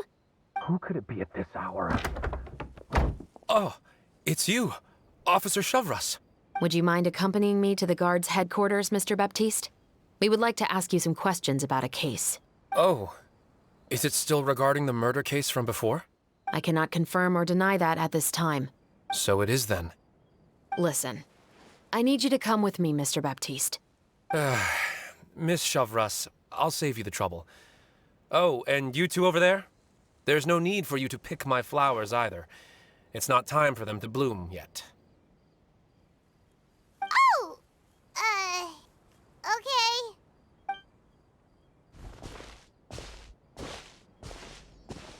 By saving me the trouble, you mean... I will confess. I was the killer. Huh? He just admitted he's guilty! Please relax, everyone. I'm not armed. The musket you're looking for has been buried in my backyard. Then it's my responsibility to inform you, Mr. Baptiste, that everything you say right now will be used as evidence for the inevitable trial. Yes, I am perfectly aware of that. I must say, I hate this feeling. Oh? Is it because I confessed? Or because you've been proven wrong? Both, I suppose. For the same reason as the one I wrote out in my novel, of course. I did it to exact revenge. I know you haven't figured out the link between the two of us. Had you done so, I'd have been taken away to the headquarters a long time ago. But that won't stop me from always remembering his grotesque face. After all, he was the one who killed my mother. Your mother is still healthy and well. You know, I was adopted as a child. I was referring to my birth mother. That was never recorded in the orphanage's records. Please forgive a 6-year-old child for concocting some lies to protect himself after watching his mother die right in front of him. So, your novel, it was like a record of your life? No, of course not. It was a work of fiction with many embellished parts. But I am indeed the illegitimate son of a wealthy and influential man who abused his power to murder my mother. That part was 100% real. But the man you killed didn't have a Mora to his name. He was a hired assassin. An irredeemable beast who sank his fangs into a defenseless woman just for a few bags of Mora. But if that's really the truth, you wouldn't be telling us any of this now. You still haven't managed to take revenge against your father, the true mastermind behind it all. I never thought I'd hear that kind of thing from the captain of the Special Security and Surveillance Patrol. I'm simply skeptical about your motives. It's simple, really. I've grown tired of everything and don't want to shoulder this burden anymore. You may have considered me too soft to pull the trigger. Well, as it turns out, you are exactly right. I've become overwhelmed by the aftermath of the murder. So you're going to call a stop to your revenge, just like that? The true mastermind is too rich and too powerful for me. I've accepted that I will never be able to avenge my mother alone. And so what? The characters in your book never gave up? Now, Officer Chevreuse, I'm the one who has killed a man, aren't I? Are you trying to convince me to commit another crime? What's your father's name? How do you plan to prove the veracity of all of your claims? Well, I'd like to speak with you privately. Sure. Why don't we speak privately at the guard's headquarters? No, it has to be here. I must ensure that we won't be overheard. Fine. Let's talk here. When I said won't be overheard, I meant by anyone. I would like to speak with you and you alone.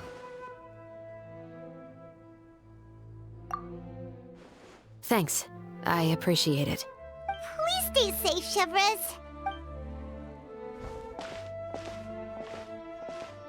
All right, let's hear it. Will you really believe what I'm about to say? Well, that depends on what you're going to tell me. Fair enough. Fair enough. Then listen closely.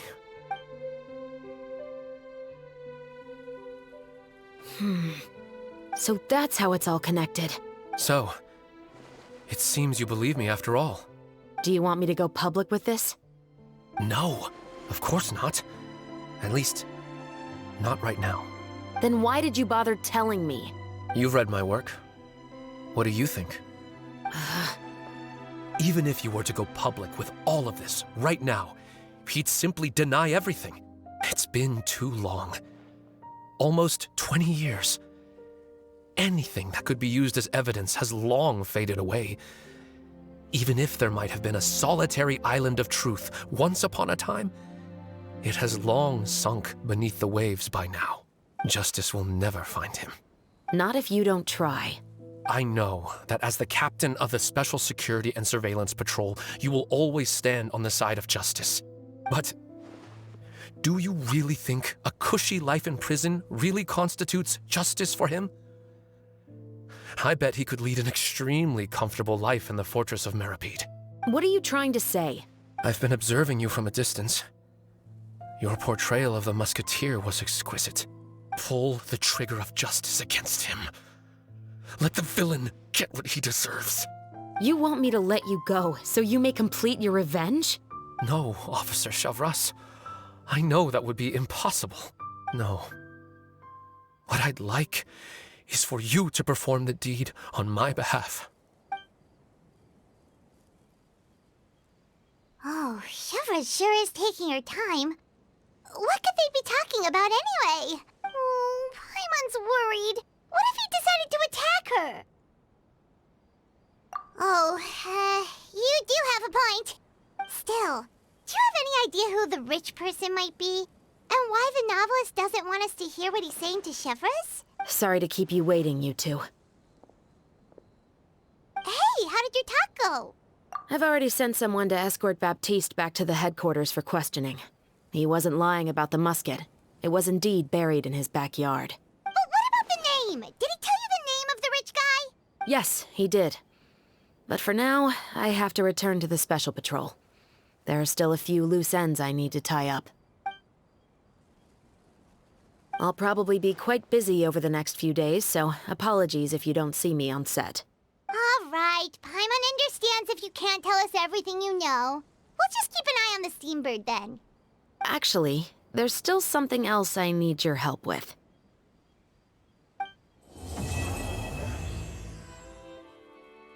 We haven't seen Chevres since that night at Baptiste's place. Well, guess there's no point in worrying about it now. Let's go join up with the others.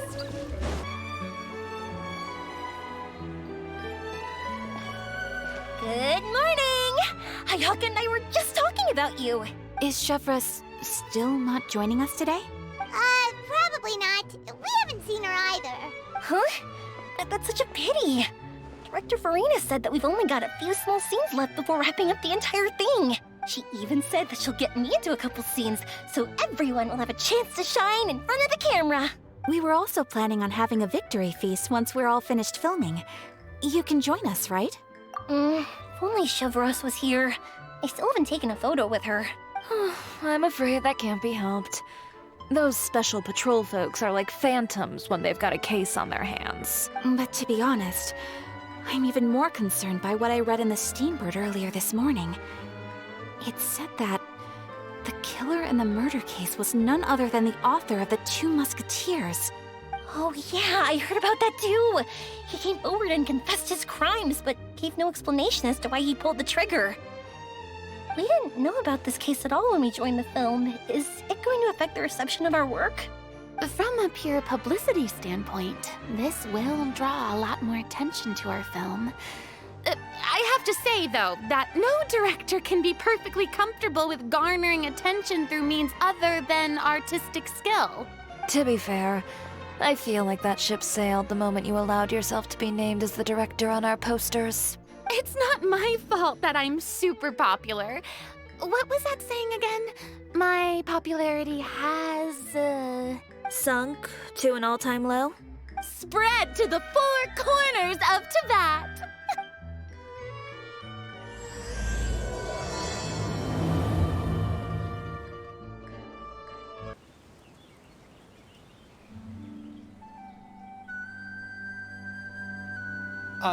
Excuse me, everyone.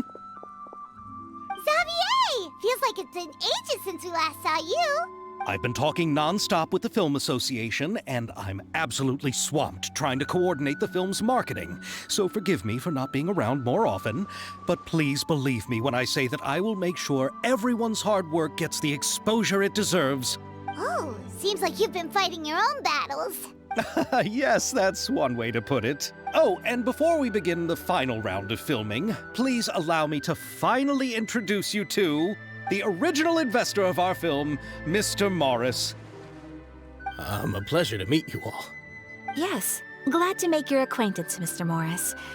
We've heard about the issues you've encountered with your financial situation, and genuinely hope that things have taken a turn for the better.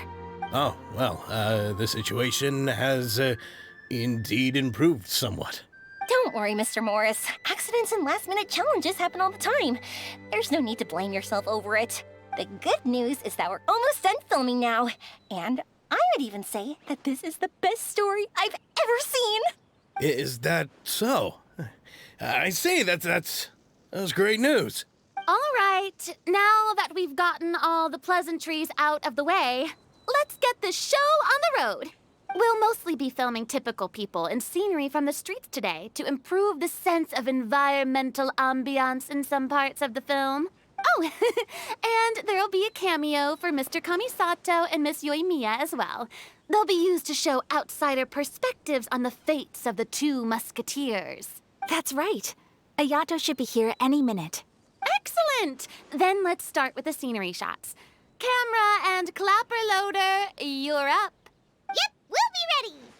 Remember, all we need are some wide zoom shots of the streets.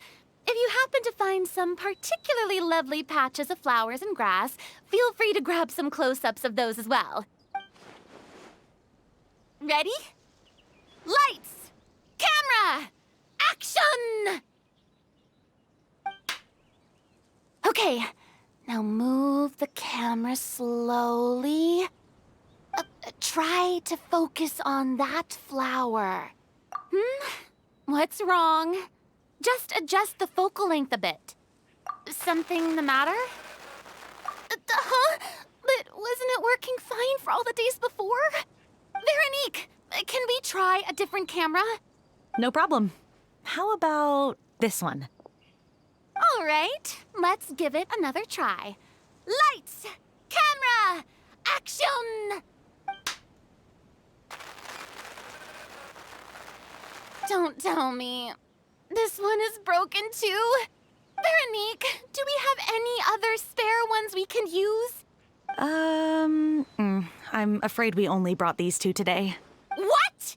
Then go find a workshop to get them repaired right away. Oh, and you too, Bono. Go find our spare camera in the warehouse and bring it back to the set. On it. Greetings, everyone. My apologies for the delay. Is something the matter, Ayaka? It seems like there are some issues with the filming equipment today. We're stuck for the moment. I see. Well, let's not just stand here twiddling our thumbs. Actors, to the makeup booth. We'll start on the next scene as soon as we get a working camera. The people at the workshop told me that the part which holds the lens in place seemed to have fallen off. That's super strange. It was perfectly fine just yesterday. Well, no time to dwell on that now. Let's get back to filming. Ahem! Quiet on set! Places, everyone! Lights! Camera! Action! By the way, have you heard about that recent murder case? Yes, I have. It seems that they've caused quite the commotion in the city. I heard that the chief of the guards is so mad about not catching the culprit that he's about to explode. Oh? I find that quite hard to imagine, considering how he already looks most days. Director, we have a problem. Oh, we're in the middle of a take! Couldn't you wait until we wrapped up this scene? No, Director, our film, all the finalized film that we've been keeping in the case has disappeared. Oh, wait, what did you say? Mr. Bonneau, please take me to where the film was kept right away. I'm coming too. No, Yoimiya, you have to stay here. Oh. Okay, listen up. Everyone who's not working on this current scene can go with Bonneau to look for the film. Everyone else, stay put and wrap up the scene. Unbelievable. How could all these problems happen in just one day? We're back. How did it go? Did you find the film? We found it in the sewers. Huh? In the sewers? Is the film still okay? We discovered it just in time, so we should still be able to salvage it. The others are checking now to see if we lost any specific scenes. Oh, you scared me for a moment there. I nearly thought we had lost everything. I really don't want to experience that feeling of despair again. Okay, but who could have stolen the film and dumped it there? Could it be, some competitors working on other films? But if they wanted to harass us, why wait until the last day? Okay, we don't have time to really look into it right now. Let's strike while the iron is still hot and wrap this thing up once and for all. Yeah, let's finish it.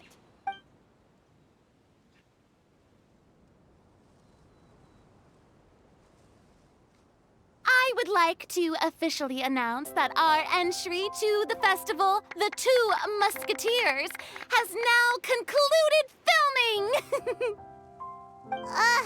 Paimon is spent. It's so late already. Even though the filming process proved to be extremely challenging, everyone provided valuable and unique contributions to the final product. Thank you all for your dedication and support. And just like Director Farina, I would also like to extend my most heartfelt thanks to all of you. Really, you've all helped me so much. All right, let's save the awards speech for later, and hopefully also get some rehearsals in before the real thing. Anyway, now it's time to party! Let's all make our way to the beach and have a celebration feast so loud and fun that even the blubber beast will want in. Party, party! Paimon wants to party!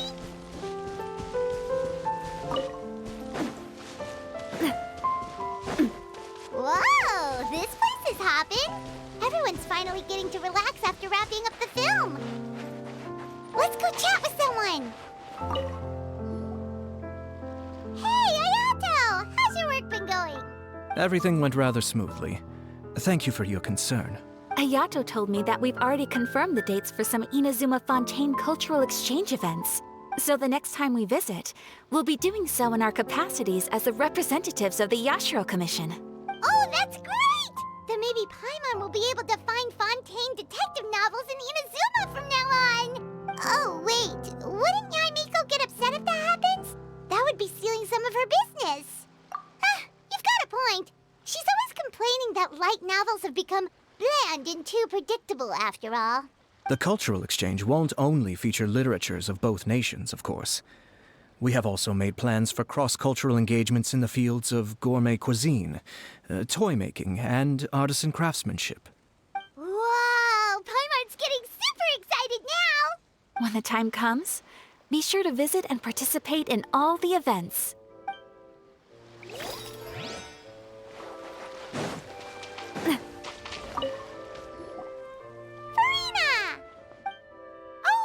My darling clapper loader and camera operator, you've both worked really hard. Paimon thinks you worked even harder than us. Honestly, Paimon was getting a little tired of playing with the clapperboard by the end of it. Worst of all, Paimon started having dreams of you shouting, "Lights, camera, action!" into Paimon's ears, The actual dream can't even start until you've yelled that! Hey, if anything, shouldn't I be more grand and delightful in your dreams? We've been through so much together, and that's how your brain remembers me? That's not Paimon's fault. We've just used the clapperboard too much lately. Anyway, what's most important is that we wrapped the film. I'm pretty confident that we'll take first prize. Hey, no need to mention the official name. Wait, now that you mention it, if we did win the prize, would Farina just get a statue of herself? Come on, I don't need that kind of attention. Xavier can accept the reward on our behalf. But just imagine! Farina accepting the Farina Award and holding a Farina statue. I'm going back to my dessert now. You all can keep discussing that on your own.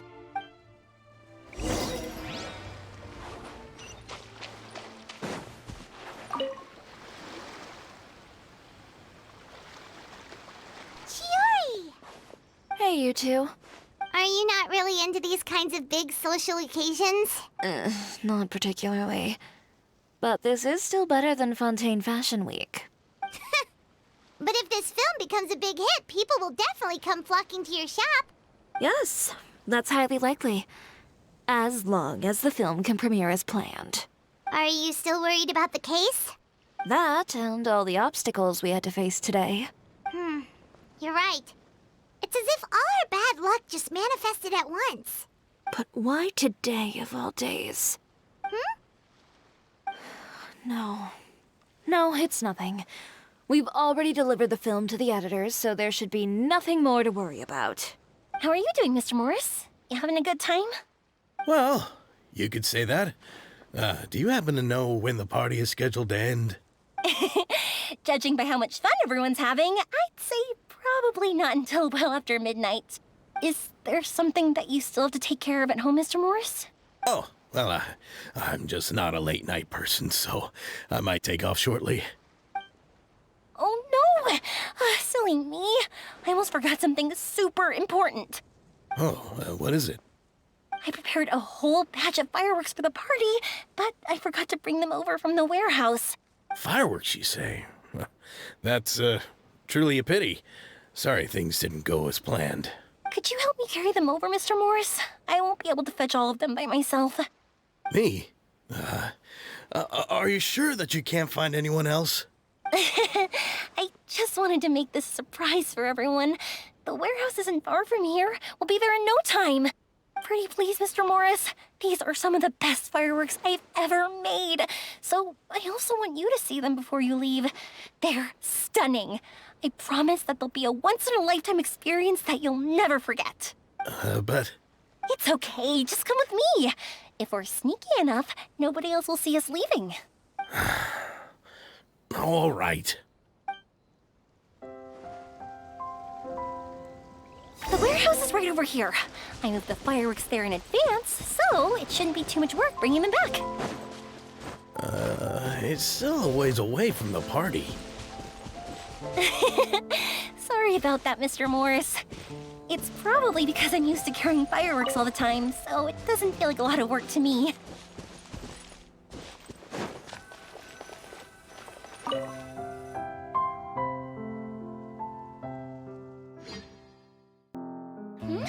It's dark in here.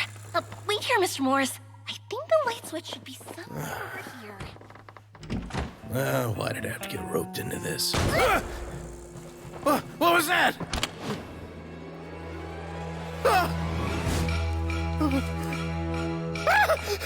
Who's there? Get me out! Get me out of here!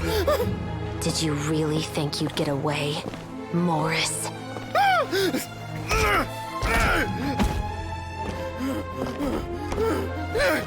You've got the wrong guy. It wasn't me. I'm not the killer. You know, Eliza died a far more heroic death than this. She fought your assassin to the end, to save the children she had hidden beneath the floorboards.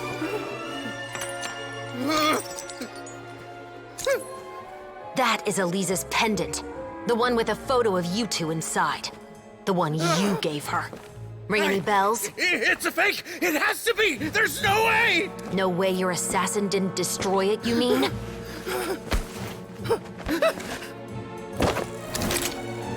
Did you ever love her, Morris?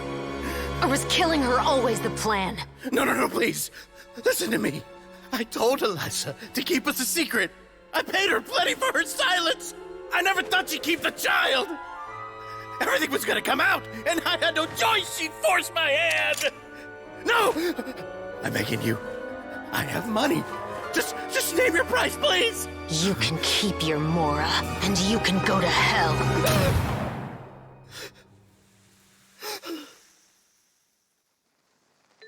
I'm Captain Shovraz of the Special Patrol. Morris, you're under arrest for Eliza's murder. Huh?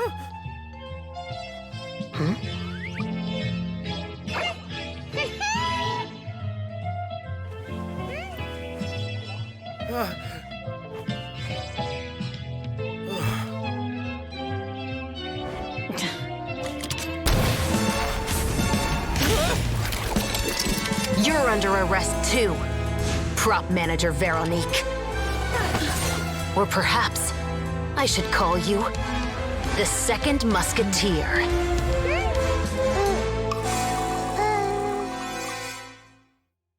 Wait, what's going on? This wasn't in the script. Drop the gun, Veronique. Why? Why would you keep me from exacting revenge on this heartless monster? Drop your weapon. This is my final warning.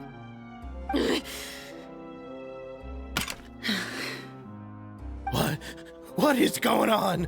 Do I have to spell it out for you, Morris? Everything that took place just now was staged to get you to confess the truth. But this last part is all improv, of course. Shivers, you told us you wanted us to help you stage a play. You never said anything about the Second Musketeer. It's because even I had no way to confirm my theory until now. Thank you for your performance, Yoimiya. Could I trouble you to go and bring in the other Special Patrol members? They should be on standby just outside. Oh, and please tell the other cast members not to worry about us. We'll be rejoining them shortly. On it!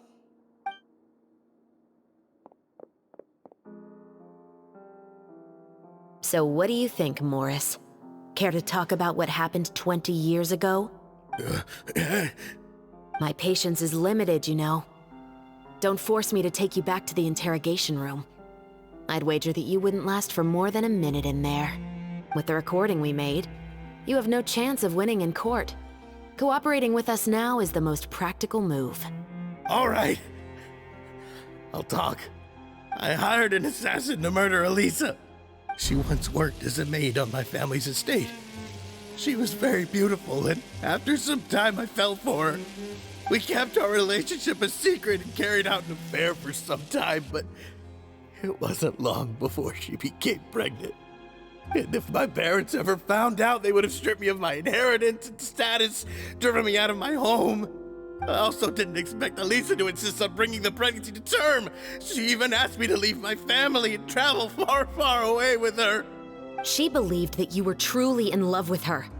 I didn't have a choice.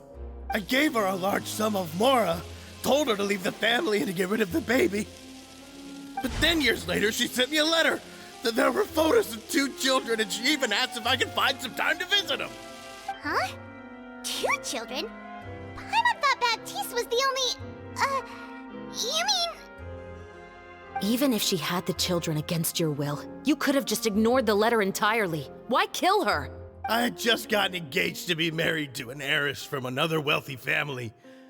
So if anyone were to find out about Elisa, my life would be completely ruined. I didn't have a choice. No. You always had a choice. You just made the wrong choice. Again. Do you know how it feels to watch your mother be killed right in front of you? My brother and I were hardly even school age yet. We were hidden beneath the floorboards, grasping each other's hands like a lifeline. We were so terrified that we didn't even know we could ever take a breath. All we could do was to watch Mother try to fight back, and then collapse to the floor. Even after the assassin left, we were still too terrified to leave our hiding spot. We thought that he might come back. It was only until the next evening when we finally climbed out and gathered around our mother. But she had already become cold and stiff to the touch. You made up your mind right then and there to bring this case to light. Not only that, we resolved to get our revenge. And that's why you became the Musketeers. No, that's why I became a musketeer. The man from before was also killed by me. My brother had nothing to do with it. I figured as much. You did? I once told these two that he didn't look like a killer to me. His confession from that night also rubbed me the wrong way. I think what really tipped me off was, how could I not feel a sense of regret in him? Huh? He confessed faster than any criminal I've ever met, but he didn't say a single word about you. He insisted that he was the sole perpetrator in the case. But after the questioning ended, I disassembled the musket we dug up from his backyard, put it in front of him, and told him to reassemble it. Wanna guess how far he got? He had no idea where to even start. He's never touched a gun in his life. Based on that, I determined that he was not acting alone. He only surrendered himself to draw our attention and create a moment of opportunity for his partner. So, I decided to play along. And as expected, the second musketeer followed us without hesitation once she saw Morris get separated from the rest of the cast. Besides, why else would he call the novel The Two Musketeers? But how did you know it was Veronique? I figured it out the moment Baptiste told me his father's name. That so-called financial crisis was all just a ruse. He just wanted to sign up as the investor and then leave the film without any source of funding. After all, he has a vested interest in minimizing the reach of this story. It's really just the same thing as what he did to Eliza all those years ago. Human scum. But then Xavier pulled out all the stops and got the film made against all odds. Morris couldn't have that. With the killer in custody, he figured it was safe to act. And so he came to visit the set today, just as I expected. Wait, so you were behind all those mishaps today? As for the identity of the second musketeer, I assumed they'd probably stay close to Morris and look for an opening. And if they already knew that Morris was the film's investor, then that narrowed the list of potential suspects as well. Furthermore, being the props manager would allow the culprit to avoid scrutiny by purchasing mechanical parts in the name of the crew. With that hypothesis in mind, I went back to check Baptiste's orphanage adoption records. Guess whose name I saw on the same page, just a few lines from his. My brother. He trusted you. As in, he trusted me to perform the deed on his behalf? He trusted you to stand on the side of justice. I am. I thought you could do it as well. Oh, the look on your face when you told him to go to hell. I really thought you'd put a bullet in his brain. You know what he has done. Are you telling me that you'd rather see him spend the rest of his life living like a king in the fortress of Meripede? I will never be able to forget the feeling of my mother's cold, lifeless hands. And you would call this ending fair? Is this what you call justice? I won't lie, Veronique. I did hesitate when your brother first told me about the truth. I wondered. I agonized over whether I should really put a bullet in his head. So why don't you? Because that should never be how justice is carried out in this world. Perhaps, to you, justice is simply reciprocated. An eye for an eye, and a life for a life. But everyone has their own understanding of justice. If everyone were to pursue their own definition of it, there would be no more order in this world. Today, you'll kill Morris, and tomorrow, his children may come for you. The world cannot render judgments based on a desire for revenge. That will only lead to a cycle of revenge, as well as the destruction of order and civilized society. Fontaine is founded on a set of laws and a standardized code of justice. That is why we are the nation of justice. But with all that said, I will promise you this. Morris will not lead a cushy life in the fortress of Meripede. Chevros, the rest of the special patrol is here. Thank you so much, Yoimiya. Letelier, Terena, please take them away.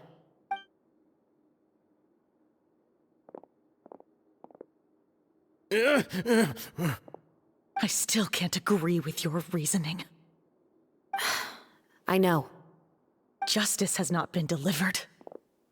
At least, not today. Chevres. Let's go. We should give an explanation to the crew.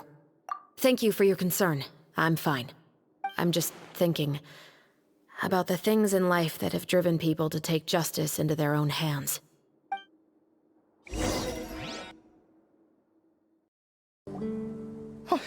Who would have thought Morris would turn out to be... I'm at a loss of words. How could he have done something like this? I'm just glad that you're all safe and sound. Who knew that such a labyrinth of cases would be behind this story? Well, what should we do now? We have a finished film, of course, but should we still go ahead with the premiere? What do you mean?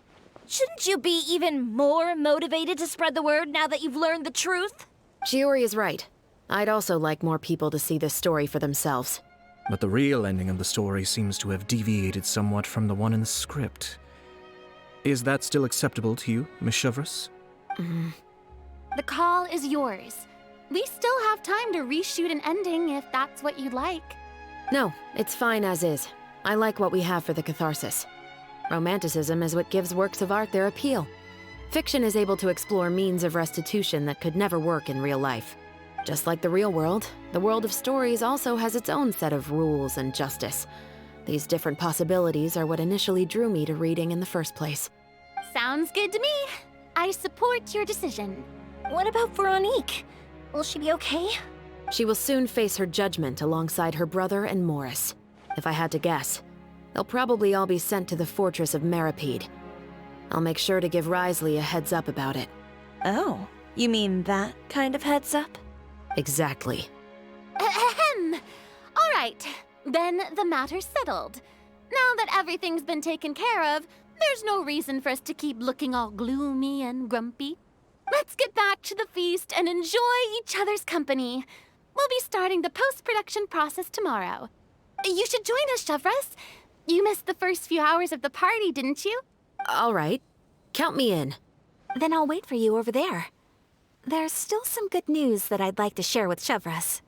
Traveler, Paimon, could you wait for me by the sea after the party ends? I'd like to go on a brief walk with the two of you.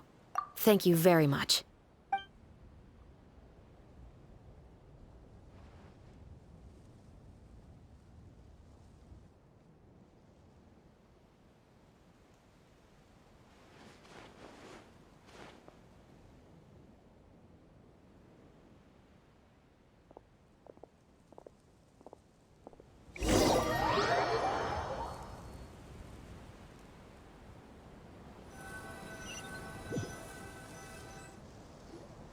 Sorry for the wait.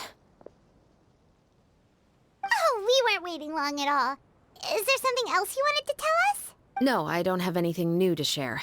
I just felt that since you were my investigation partners, I should have another conversation with the two of you. Traveler, how would you have responded to Baptiste's request if you were in my shoes? Is that so? Well, thanks for sharing. When I was young, my father often took me here to swim. We'd come rain or shine, even when it was freezing cold. He told me that swimming was the best activity to train one's strength of will.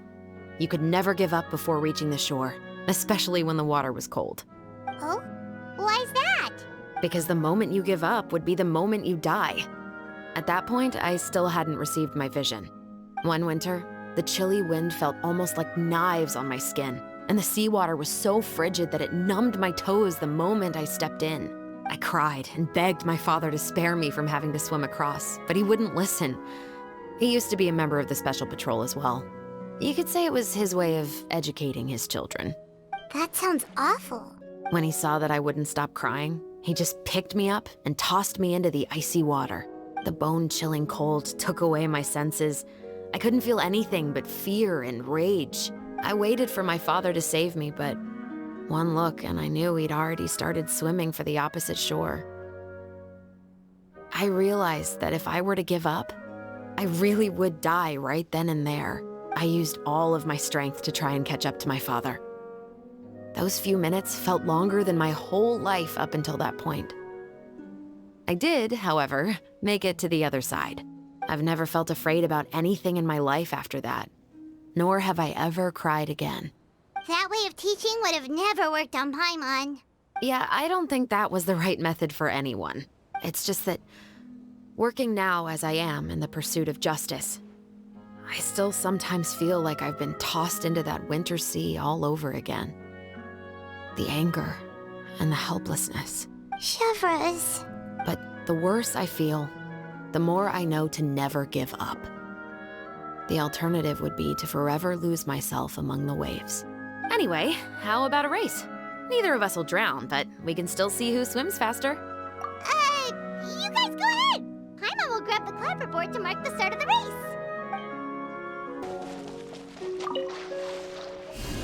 Starfall!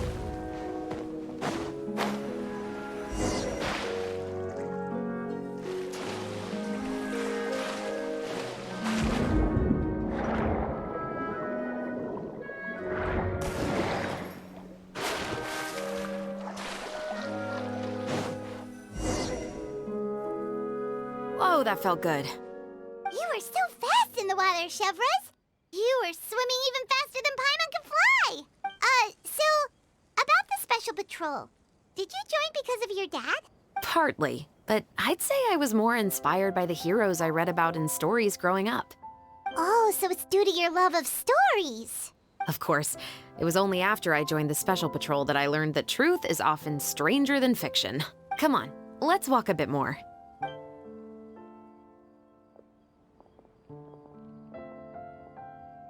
To be honest, I do sometimes question whether the decisions I make are the right ones.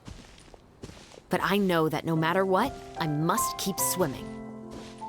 Because the only thing I've got my eyes on is the shore in the distance.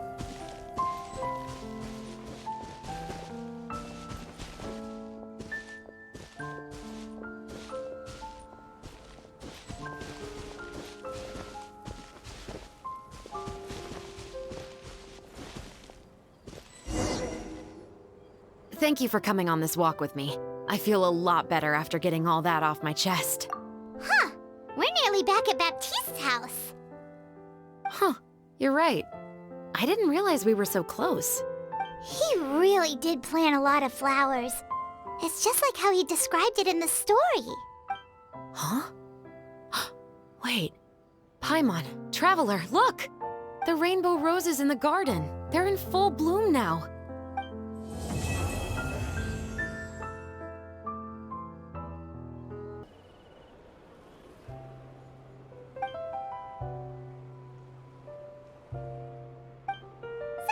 It's been a while. Hey there, you two! Sorry I've been scarce. I've been buried in marketing and preparing the film for release ever since we wrapped post-production. The award ceremony is today, right? Paimon wonders if we'll win the Farina Award. I'd give it a 90% chance. Farina! Oh, Paimon didn't know you were already here. You're earlier than everyone else. I'm sure the others will also be here in no time. Xavier, if we end up getting called on stage, shouldn't you come up with a name for our crew? What? But we don't even know if we're going to win. I wouldn't want to jinx our chances by celebrating early. Just open your eyes! Surely you've seen the audience's reactions to our film. We've had nothing but critical acclaim. You've also had conversations with the Opera House's operating staff, right? Didn't they want to increase the number of showings? With the more you've made from the box office, you can now open your very own film company. But that's all credit to my amazing crew. You've all helped to make this a reality, so I can't be the only one asked to come up with a name. Well, give it some thought. I'm sure the crew will respect your choice. All right, but before that, Traveler and Paimon, could I trouble you to quickly pay a visit to the Fortress of Meripede? Huh? But shouldn't we stay for the award ceremony? I wanted to ask you two to invite Shavraz to join us at the ceremony. She's one of the lead roles, after all. I haven't been able to find her recently, so I haven't had the chance to invite her personally. According to the papers, the culprits of the Musket murder case will be personally escorted today by the captain of the Special Patrol to the Fortress of Meripede. Oh, Paimon gets it now. Yep, just wait here, Xavier, and maybe try to come up with a few snappy-sounding names. All right, then I'll leave you to it. This is as far as I'll be taking them. I'll leave the three of them to you now. Got another errand to run? Something like that. I'm expected at a party. Now that's something you don't hear every day. Found a new pastime? No, it's just a special occasion. Shavraz! Risley! Festivals really do bring people together. It's been a while since I last had so many visitors at the Fortress of Meripede. Call it the festival spirit, I guess. Yeah, you could say that. Even our head nurse has gotten herself all worked up preparing super deluxe nutritious shakes. Just one gulp and you'll have met all your nutrition needs. Were you talking about work just now?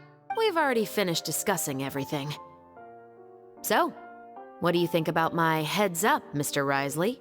I believe I haven't yet made any promises or guarantees. But you also didn't shoot me down. Here, how about this? You could give everyone a copy of the newspaper. Perhaps on the day when the cover story happens to, oh, I don't know, expose a certain someone's misdeeds from 20 years ago? I suppose then a certain someone may soon find himself the most unlucky person in the Fortress of Meripede?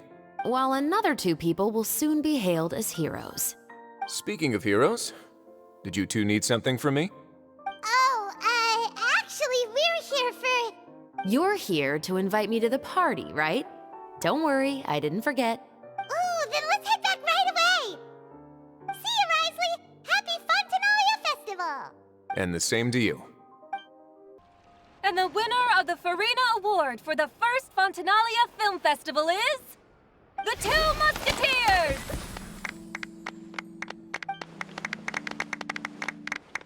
We won! We really won! Congratulations, Mr. Xavier. We won? I can't believe it! I really can't thank all of you enough! See? My takes on Fontaine's entertainment industry have never been wrong. Now, please welcome to the stage the producer of The Two Musketeers, Mr. Xavier!